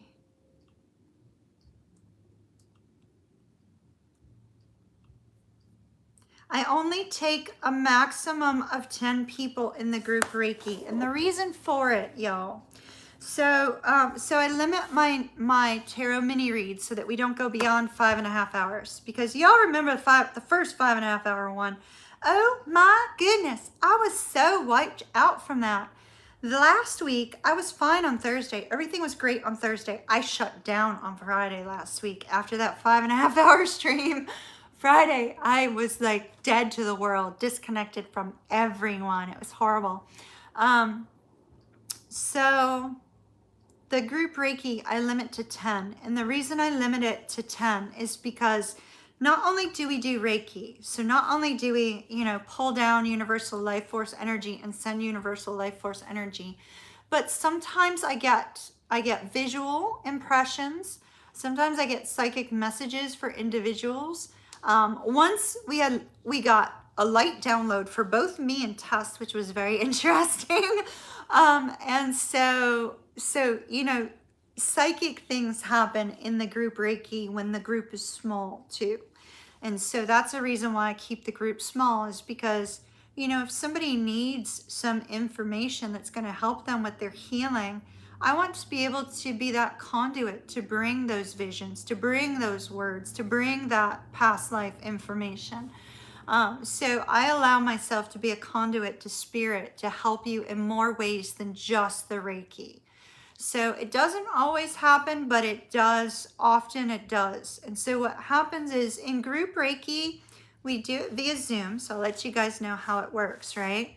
So everybody meets via Zoom. You let me know how you're feeling on an emotional level so that I have an idea of which which chakras may be a little bit more blocked for you, right? Then I let you guys, as soon as I've seen your faces, so I see what your faces look like on that day, because sometimes, you know, there can be slight fluctuations depending on how you're feeling in terms of physical health as well as emotional health, right? It can show on your face. And so once I've seen y'all's faces, you're welcome to turn the cameras off at that point. And you find a place where you can lie down. I play some Reiki music. And then the Reiki itself lasts between 30 and 45 minutes. And I do the Reiki and I shut my eyes during that portion. I shut my eyes so that any visions I get, I can write them down. Any words I hear, I can write them down. Any impressions I get, I can write them down.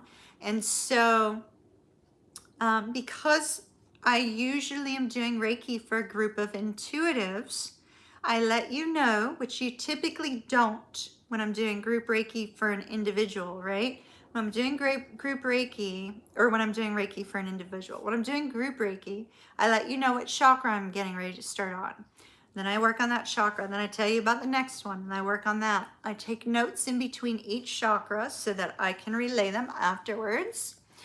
And when we're finished with the group Reiki portion, I relay the notes to everybody. I let them know what they got, what came through, which chakras need more. Sometimes I have to do, because sometimes the energy bubble is like out to here. It's like way expansive. And when that's the case, I have to keep going until the energy ball is very small. And then ooh, my hand's warm. Somebody needs healing. Interesting. We're talking about Reiki and my hand's pretty warm. When the energy ball's small enough, then I know I can move on to the next power symbol and the next. And so that's how I do the Reiki. And I visualize you receiving it. I release it to the universe. The universe delivers it to you. And I visualize each of you individually based upon the face that I saw at the beginning, right? And until I know that all of you have had those chakras activated and moved through. There's been two instances actually where spirit guides have shown up for people in the process of the Reiki for the first time, which has been awesome. It's been awesome. So, you know, if that happens, I do let you know what the spirit guide looks like, and also you know, what their name is if they tell me their name. And so that's kind of cool too. Because I work with spirits, sometimes they show up. Yep, Lou's spirit guide Stedman showed up in his cowboy hat and his cowboy boots. And the interesting part is they could feel it even before I told them. And so it's a very immersive experience when you do group Reiki with me. It's a little bit different than doing group Reiki with just a Reiki practitioner, because we also pull in the psychic aspect of things. And I allow myself to be that conduit for you so that you can get what you need from the group Reiki. Now, sometimes, you know, you don't always experience sensations and things of that nature. And that's okay. You usually will experience a change in the next couple weeks. Sometimes it's other people that notice, oh, you're happier. What's going on? I see that you've been happier in the last couple weeks. And you can go, oh, it's group Reiki.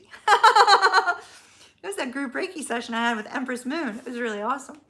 And so it's it's a really, really neat experience. And then at the end of the group Reiki, I send you a PDF the next day with the details of, you know, what was found, so that you will know, okay, this particular psychic vision came out when working on this particular chakra, so maybe there's something I need to heal there, right?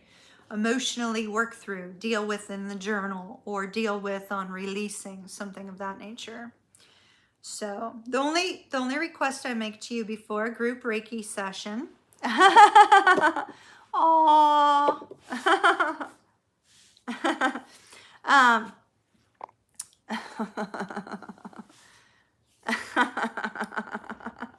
you're hilarious. You're going away. Thank you, Lou.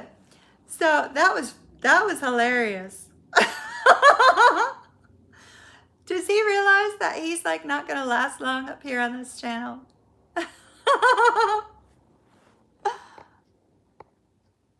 That is so funny. Let me report him. Hold on. There we go.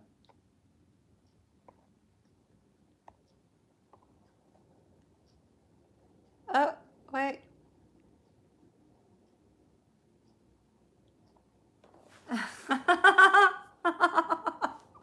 That was hilarious, though. It was funny. It was funny.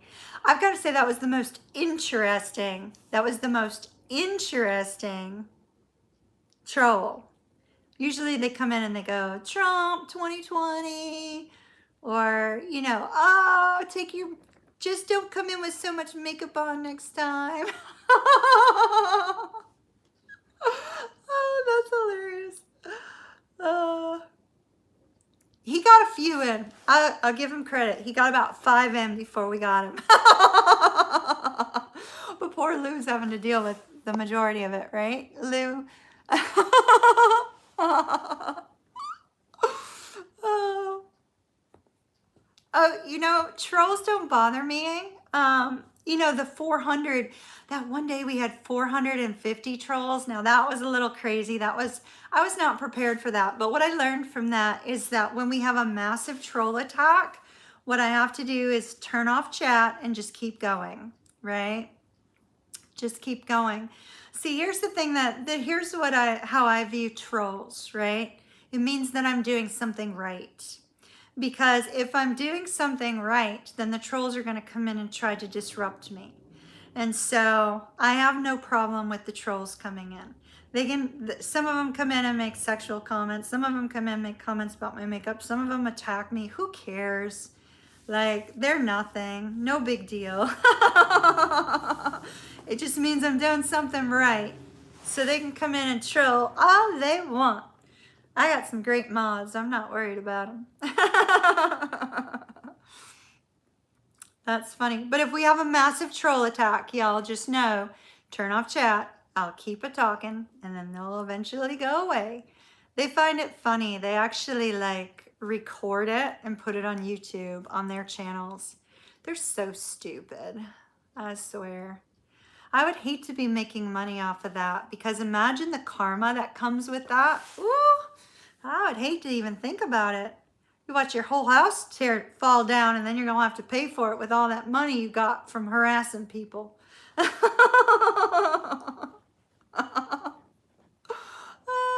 That's funny. All right, so where were we before Official Mod thought that he was being pretty cool?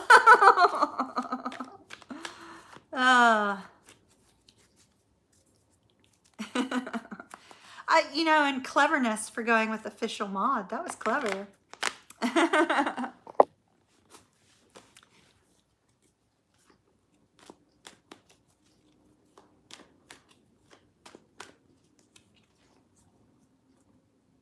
So we've been on for nearly 2 hours tonight. I guess we probably do need to wind down at 11, but I know you guys love the 11:11, so I'll wait for you guys to be able to make your wish.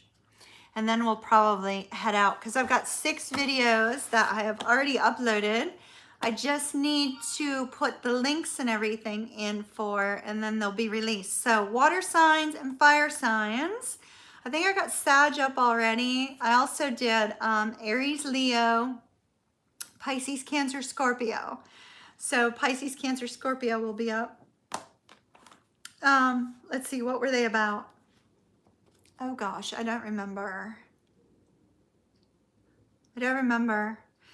So it's like, you know, every time I do a reading, so I do readings for you guys, right? And I get really into the reading, and then all of a sudden it's like it drops. And if I don't write down the title, I have to go rewatch the whole video so that I know what it's about, because I drop it and move on to the next sign, you know?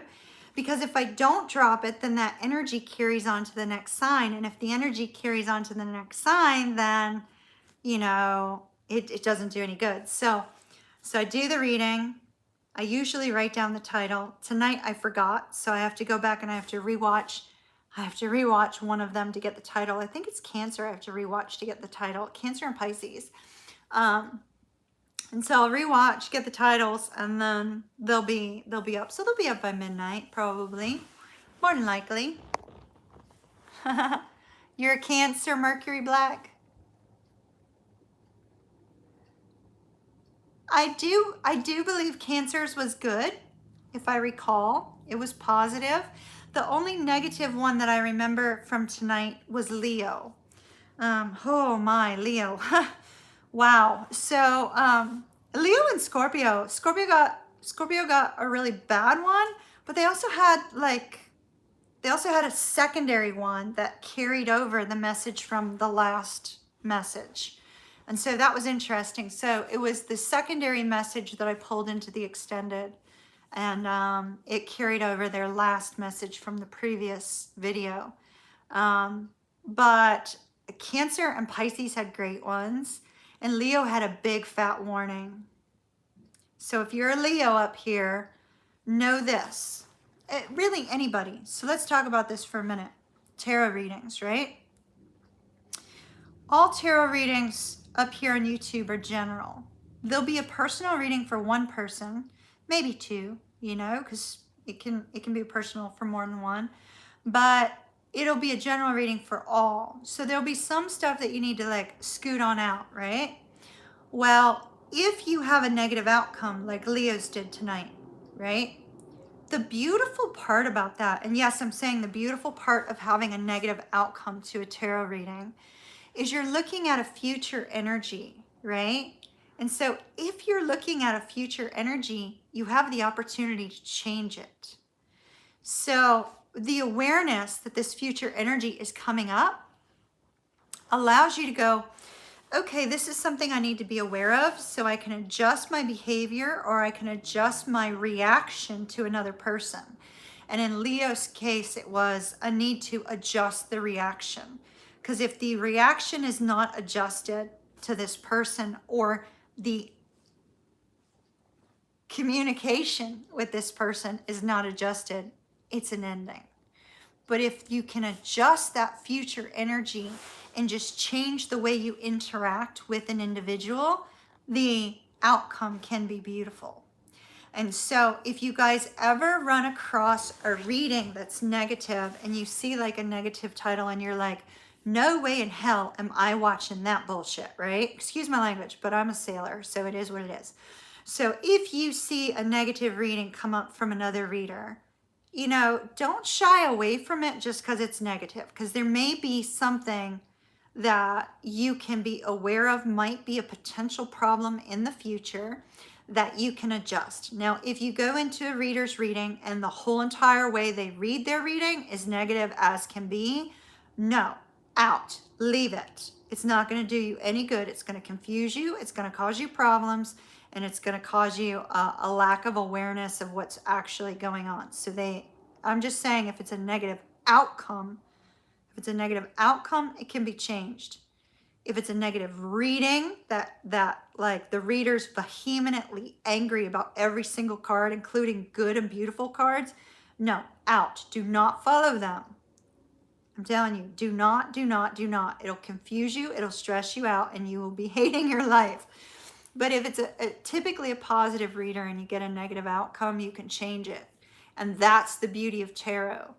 That's the beauty of if you're a reader, taking yourself a reading in the morning saying, what do I need to be aware of today? So that you will know, okay, there is the potential for this issue to occur.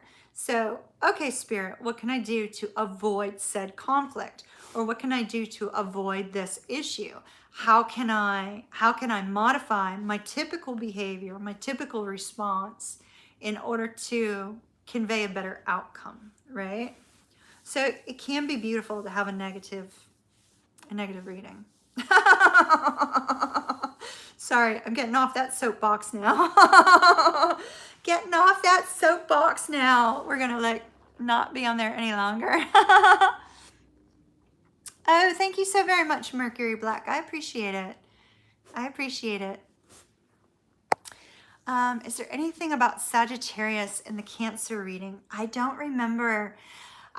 So I did water first, and I don't remember them. The only reason I remember Scorpios is because there was 2 messages in it, but I don't remember the details. I can't remember the details, and I wish I could remember the Pisces and Cancer because I'm Pisces. I also have Cancer in my chart, so it'd be nice to know it. But I can't remember. I can't remember, unfortunately. I do, however, I'm doing something differently this time. So I really want you guys to be able to see the cards. It drives me crazy, like you guys not being able to see me pull the cards. Do you know what I mean? So what I'm doing now, first I'm greeting you, and then I'm turning you to my wonderful little lap desk. It's just a lap desk. I have no regular desk, so y'all are gonna have to just go with it. And then I pulled the cards, and then I came back face to you. So when I pulled the cards, I talked about which zodiac signs are on there. So you'll be able to see them directly, which is very cool. I really liked how it came out. It came out pretty good. At least I thought so. But it was my creative process, so of course I'm gonna think so. Y'all let me know what you think. If you like it or you don't like it, let me know in the comments. Of course I'm gonna love it, because I did it, but yeah, I just like to be able to show you the cards, because sometimes I'll get these really cool messages and I'm sitting there going, but they didn't get to see the cards actually fall out this way, right? And so it's when the cards fall out like in a certain way, or you divide the deck and then you have these amazing cards, or you have this like amazing aspects to the cards that you can't really express because they didn't get to see you pull the cards, right? So it's like, I didn't like that. I didn't like that. Bye, Suzanne. Love and light to you, dear. Good to see you. Tell your mama, give your mama a big hug for me. When I did the cards at the beach way back when, well, we'll be able to do that again soon. We'll be doing that again soon. Beach readings. The only problem with the beach reading is I'm there in my bikini, so we gotta like, it'll be from here up. There'll be no like card displays, Bikini is reserved for one eyes only. So.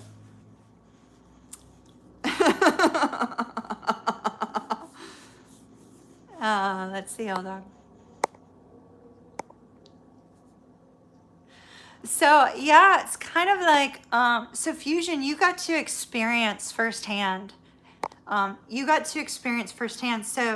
y'all, when I'm doing the mini reads, I'm guided to a deck, right? I can't explain why, but I just am. I'm guided to a specific deck for your question. I don't even see your question until Tank sends it to me. Oh, that's hilarious, Jen.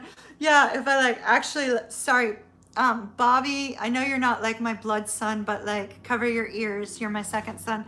So yeah, if I like did like bikini on up, oh yeah. The big boobs, I'd be getting a lot of views on that one. That's reserved for one eyes only though.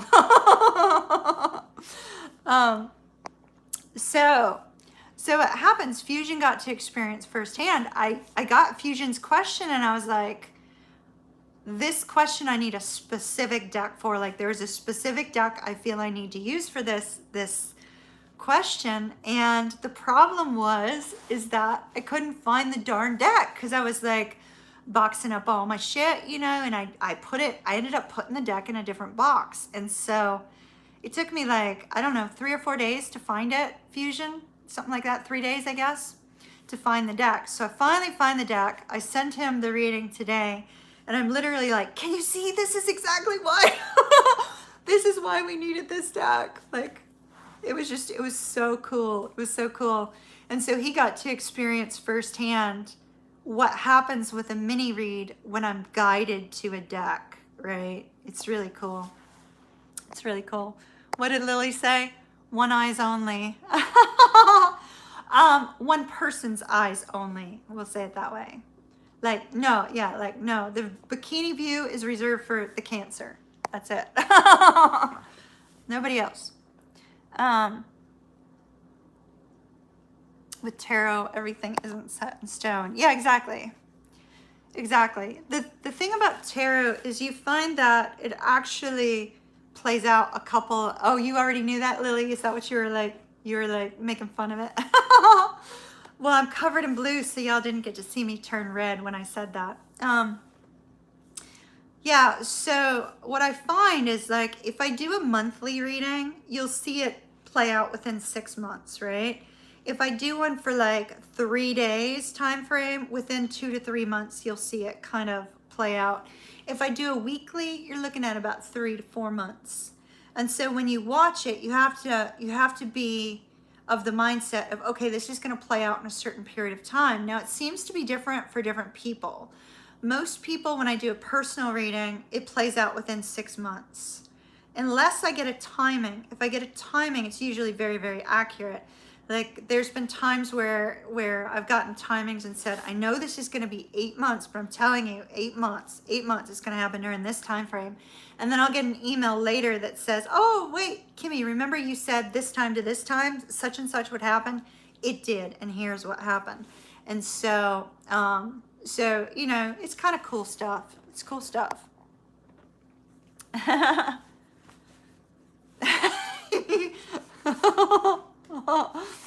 Bobby, and at exactly the 4 month mark. Yeah. Oh, Lily, you just figured it was the Cancer. Yeah, yeah. No. The bikini pic and view is entirely, I'm not sharing it with anybody other than the Cancer.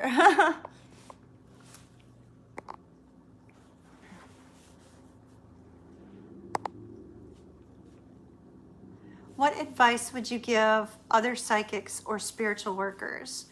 Um, you know, like if I were to look back, I'm assuming you're saying like general. If I had general advice, just give me a moment to think on that without looking at chat for a moment, because I do feel that there's a lot. So some of the advice that I would give to other psychics and other spiritual workers, first and foremost, would be about trust, right? You have to trust your own inner knowing. Oftentimes, if we have not worked on our own inner healing, right? If we've not worked on our own inner healing, there can be a lack of confidence in ourselves. And if you are lacking a sense of confidence in yourself, then the trust in your own intuition will be a little bit off, right? So one of the things that is most important for psychics is to 100% trust and know thyself, because there will be naysayers, there will be doubters, there will be people who do not believe in your predictions, there will be people that do not believe in your visions. And you can either allow that to block you and stop you, or you can 100% wholly and completely trust that inner guidance. I cannot tell you how many times in the past I have 100% trusted what my intuition was guiding me to do. And it was always for a specific purpose, and always for a specific guidance and direction, either for myself or for another person.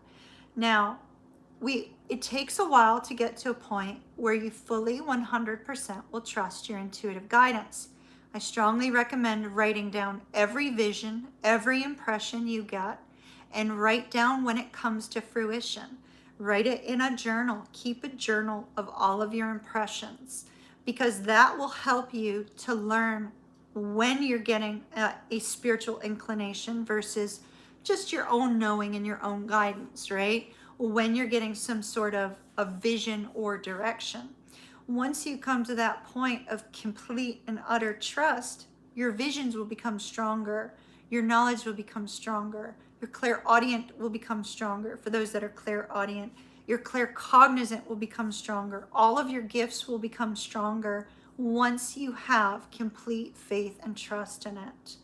And so I think that is of the utmost importance. But if you yourself are struggling with your own confidence and struggling with any kind of solar plexus chakra type issues, it's going to block you. So first and foremost, healing. Secondly, trust. Hopefully that was made sense.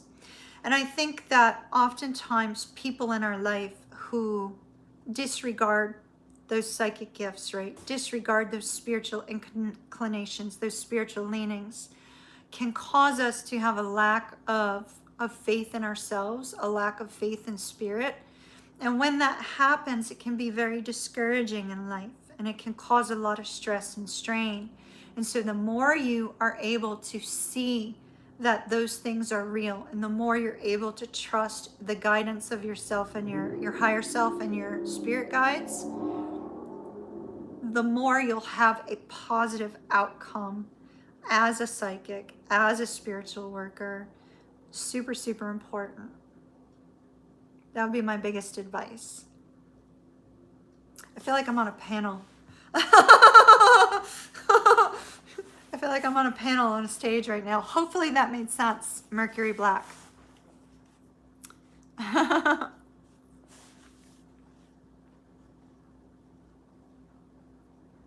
Because literally, like, the moment I started completely trusting it, it's crazy.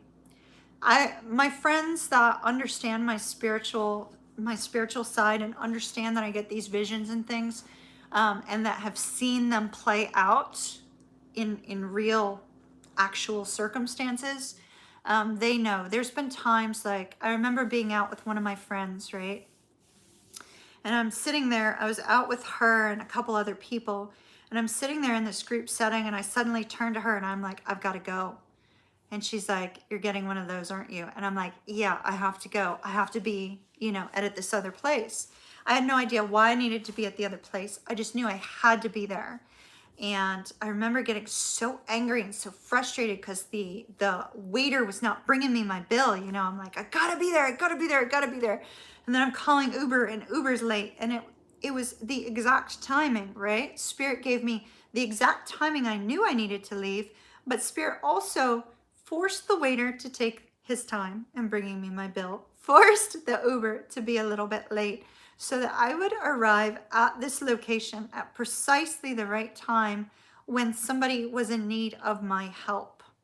And so somebody was in need of my help in a way that it's not like they couldn't have had somebody else help them, but Spirit knew I would be there and that I'm kind of like, my veteran background, I tend to be kind of a protector type, right? And so it was like Spirit knew that me being there, I would help this person. And so my friends have come to accept it.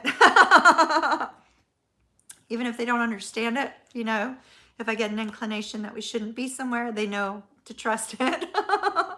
If I get an inclination that we should be somewhere else, they know to trust that too. So guys have not always understood it in the past, though. They've always felt that it was a little bit weird. Unless they're Scorpios or, fellow water signs, then they've kind of understood it. But otherwise, they felt it was odd. Thank you very much. I've been surprised how little others doubt me. My doubt comes from my own issues.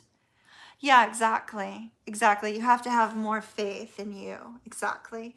I'd work on the solar plexus chakra, but sometimes the solar plexus chakra is not actually blocked from the solar plexus. It can sometimes be, the root chakra or the sacral chakra needs some work. So, think upward, right? Like start with the root and work your way on up. Once you get that solar plexus chakra worked out and you start to have a little bit more confidence in yourself, then you also need to consider your throat chakra, because the expression of the visions and things like that you get will also be important. And then also work on that third eye, super important. Crown is your connection to your higher self as well as to your guides. So you want that to be completely open and unblocked all the time. So you really got to keep those chakras in good balance.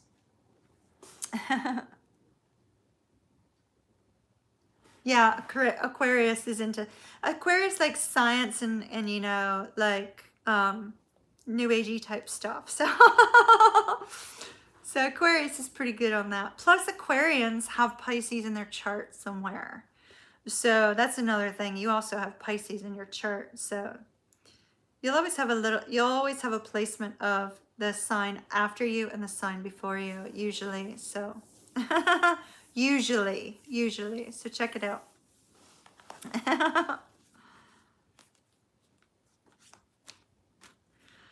Well, you guys, we're getting ready to hit 11:11 where you can make your miracle wish. According to my clock up there, it says 10:10 or 11:10. So think now, what do you want your miracle wish to be? Big old miracle wish. Think about it. Here in just a second, you're going to have an entire minute where I'm going to keep my big old mouth shut and let y'all make your wish.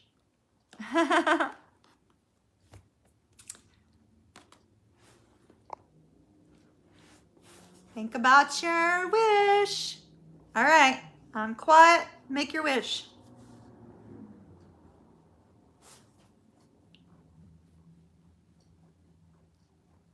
You're very welcome, Mercury Black.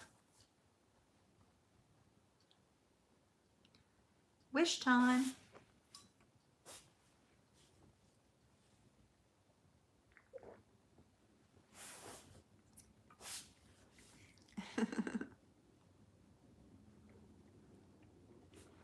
Eleven.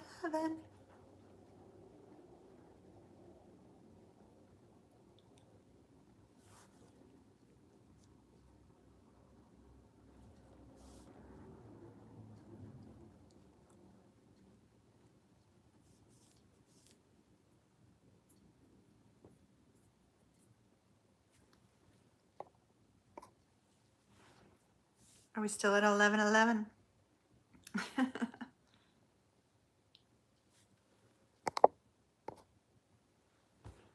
All right, everybody, you make your wish. Good deal. I don't know what Brandon said, but y'all were on top of that. Thank you for dealing with another troll. Nighttime lives are always filled with trolls. It's crazy. It's crazy. Yeah, exactly. I saw that, Bobby. That was hilarious. I was like, huh, that's interesting. All right, I'll give you guys one more question, and then we're gonna carry on and end for the night.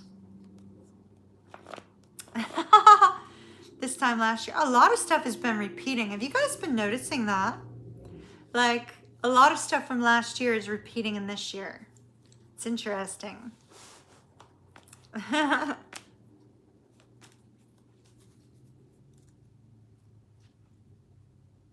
One more topic or question, and then I'm gonna bolt for the night so I can get those videos uploaded for you. You start following me on Instagram. Oh, wonderful. I really need to do more on the other socials. So my plan is to get a table when I move. So someday y'all are just gonna see me in a brand new location and you're gonna go, oh, Kimmy moved. Kimmy moved, I could tell. It's a whole new setup. There's her little dragon. That's cool. So I'm not telling y'all when I move, but one day you're gonna see me in a brand new location. Once I get a table, then I'll be able to do more. So the hope is I'll be able to like really do more on the Instagram social and on the Facebook social and Twitter and all that. So, oh my, he came back with a new name. Wasn't that clever? Came back with a new name. Just added a last name. Very clever there, Brandon. Very clever. You got to have something else, you know, like something a little bit more interesting than just changing your name. All right. So let's see. You guys are right on it with the trolls. Great job. Great job. Exactly. You're like the Pumas. The Pumas and the Panthers. It's like, out. I know, like, he could have at least had some originality when he came back as another troll name. I mean, really, come on. I challenge you to have something a little bit more fascinating there, buddy. Let's see. This will be the first year you experience as an awakened person. Oh, awesome. That's fabulous. What advice do you have for an awakened person trying to become more psychic? Okay, well, first of all, VIP meet and greet in New Orleans. Oh, that would be so much fun. So y'all, I almost moved to New Orleans. I almost did that. Almost. Almost. Almost. And then all I could think about was that ghost I brought back home and how much I didn't want to have that happen again. And I didn't want to have to deal with all those dead people in New Orleans. And so I decided I'm not moving to New Orleans. I'm going to Florida, which is what I've been wanting to do since 2001. So advice for somebody who's newly awoke. Okay, so let's focus less on becoming more psychic, right? Focus more on, because usually what happens is when you've come to this point of awakening, right, to spiritual topics, spiritual knowledge, there's always, Bailey, do you need to come over here, baby girl? Come on over, you can say hi to everybody. Come on up, come on up. Come here, come here. Let me move this so that you feel more comfortable. Come on, come here, baby. Hold on, the doggy wants to come over. Come here. I know you can make it. Come on. Come on. Bailey. Come on. Come on. Come on. Okay. Hold on. Let me move this so she doesn't get scared. See my nice workout equipment. Come here, Bailey. Come on. I moved it. Look. Look. The evil tripod's not going to kill you. Come here. Come here, baby girl.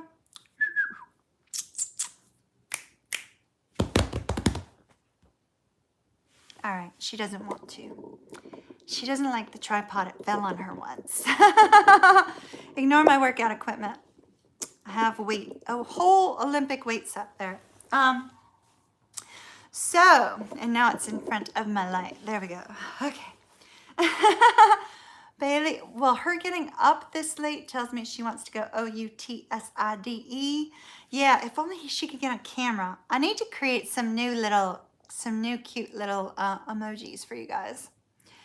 So as a newly awakened person, let me answer that question for you. I don't want to leave you stuck on that question, right? So as a newly awoken person, it would be great to open up and activate all your psychic gifts. Absolutely. Totally agree with that.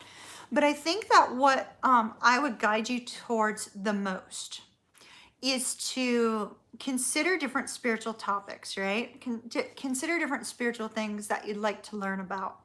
Because what will happen is your spirit guides will, even if you haven't met them yet, right? So even if you haven't met them yet, they will guide you towards different topics to learn. Because there's probably something that you're going to be helping somebody else with down the road. And so I would guide you to discover different topics with regards to spirituality and see where your greatest interest lies. So think about it. Like some people, one thing, it's all about energy, right? Energy. And, once you have awoken, there's a focus on that energy and the different things that the energy can create and do in your life. And so it may lead you on a path about, learning about various healing modalities, right? Maybe you're actually a natural healer and you don't even know it. Don't you dare climb under those covers, young lady. Get over here. Come on. Come on. Come on. Come on. There we go. She's like, oh, I know, I was going to be in trouble. I was going to be in trouble if I climbed under Mama's sheets. Yeah, that was a no. That was a no. There's a good girl. All the people are up there, but all you can see is Mommy and Bailey. See?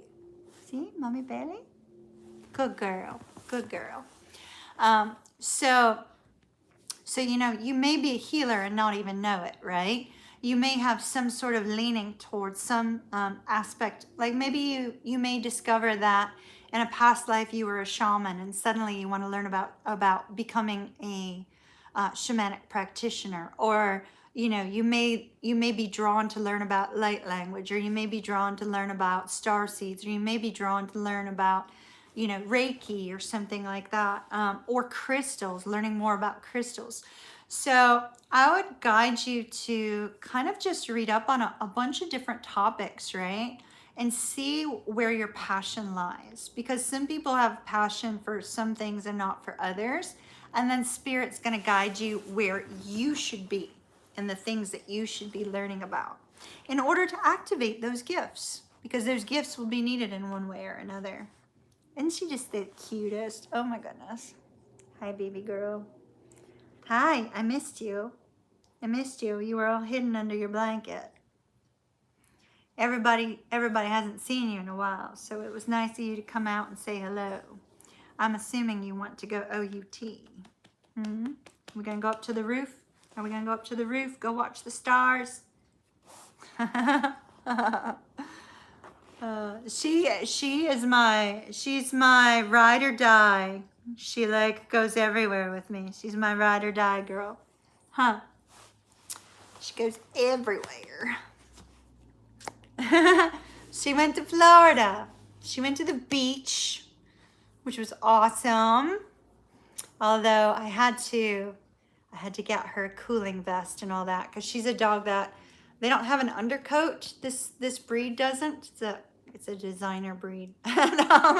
So she doesn't have an undercoat, so she overheats really quickly, and she also gets cold really, really bad. So in the winter, she's got to have her ski suit, and in the summer, she has to have her like cooling vest. So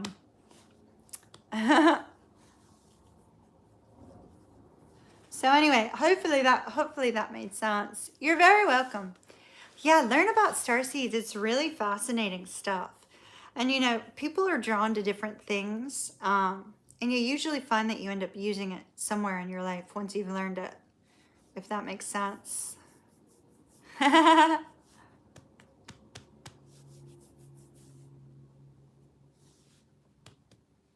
Oh, you shouldn't have retracted that. Left it this ether. Yeah, that's cool. Next lifetime, you want to be a German Shepherd.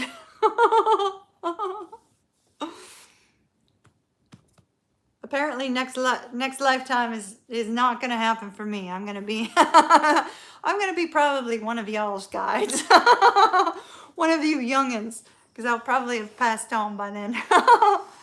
Say hello, hi, baby girl. Hi. All right, everyone.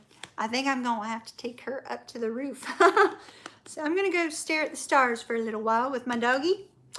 And then I'll see you guys later. I'm going to have the, because I have to take her upstairs, I wouldn't expect those till maybe 12:30 now. But I will get them up for you guys tonight. And those of you that are waiting on your personal readings, there's 3 of you that are waiting on your, I thought I had sent them out, but a couple of you had said that you didn't see the links. So those of you that did not see the links for your personal readings from this week, check for them by morning. All right? Everybody have a beautiful, beautiful night. As always, love and light to you. A big hug from Kimmy and Bailey. Kiss, kiss. Blow kisses. Some blow kisses. Go. Mwah! Mwah! Mwah! We'll work on her kisses. Bye, everyone. We'll see you later.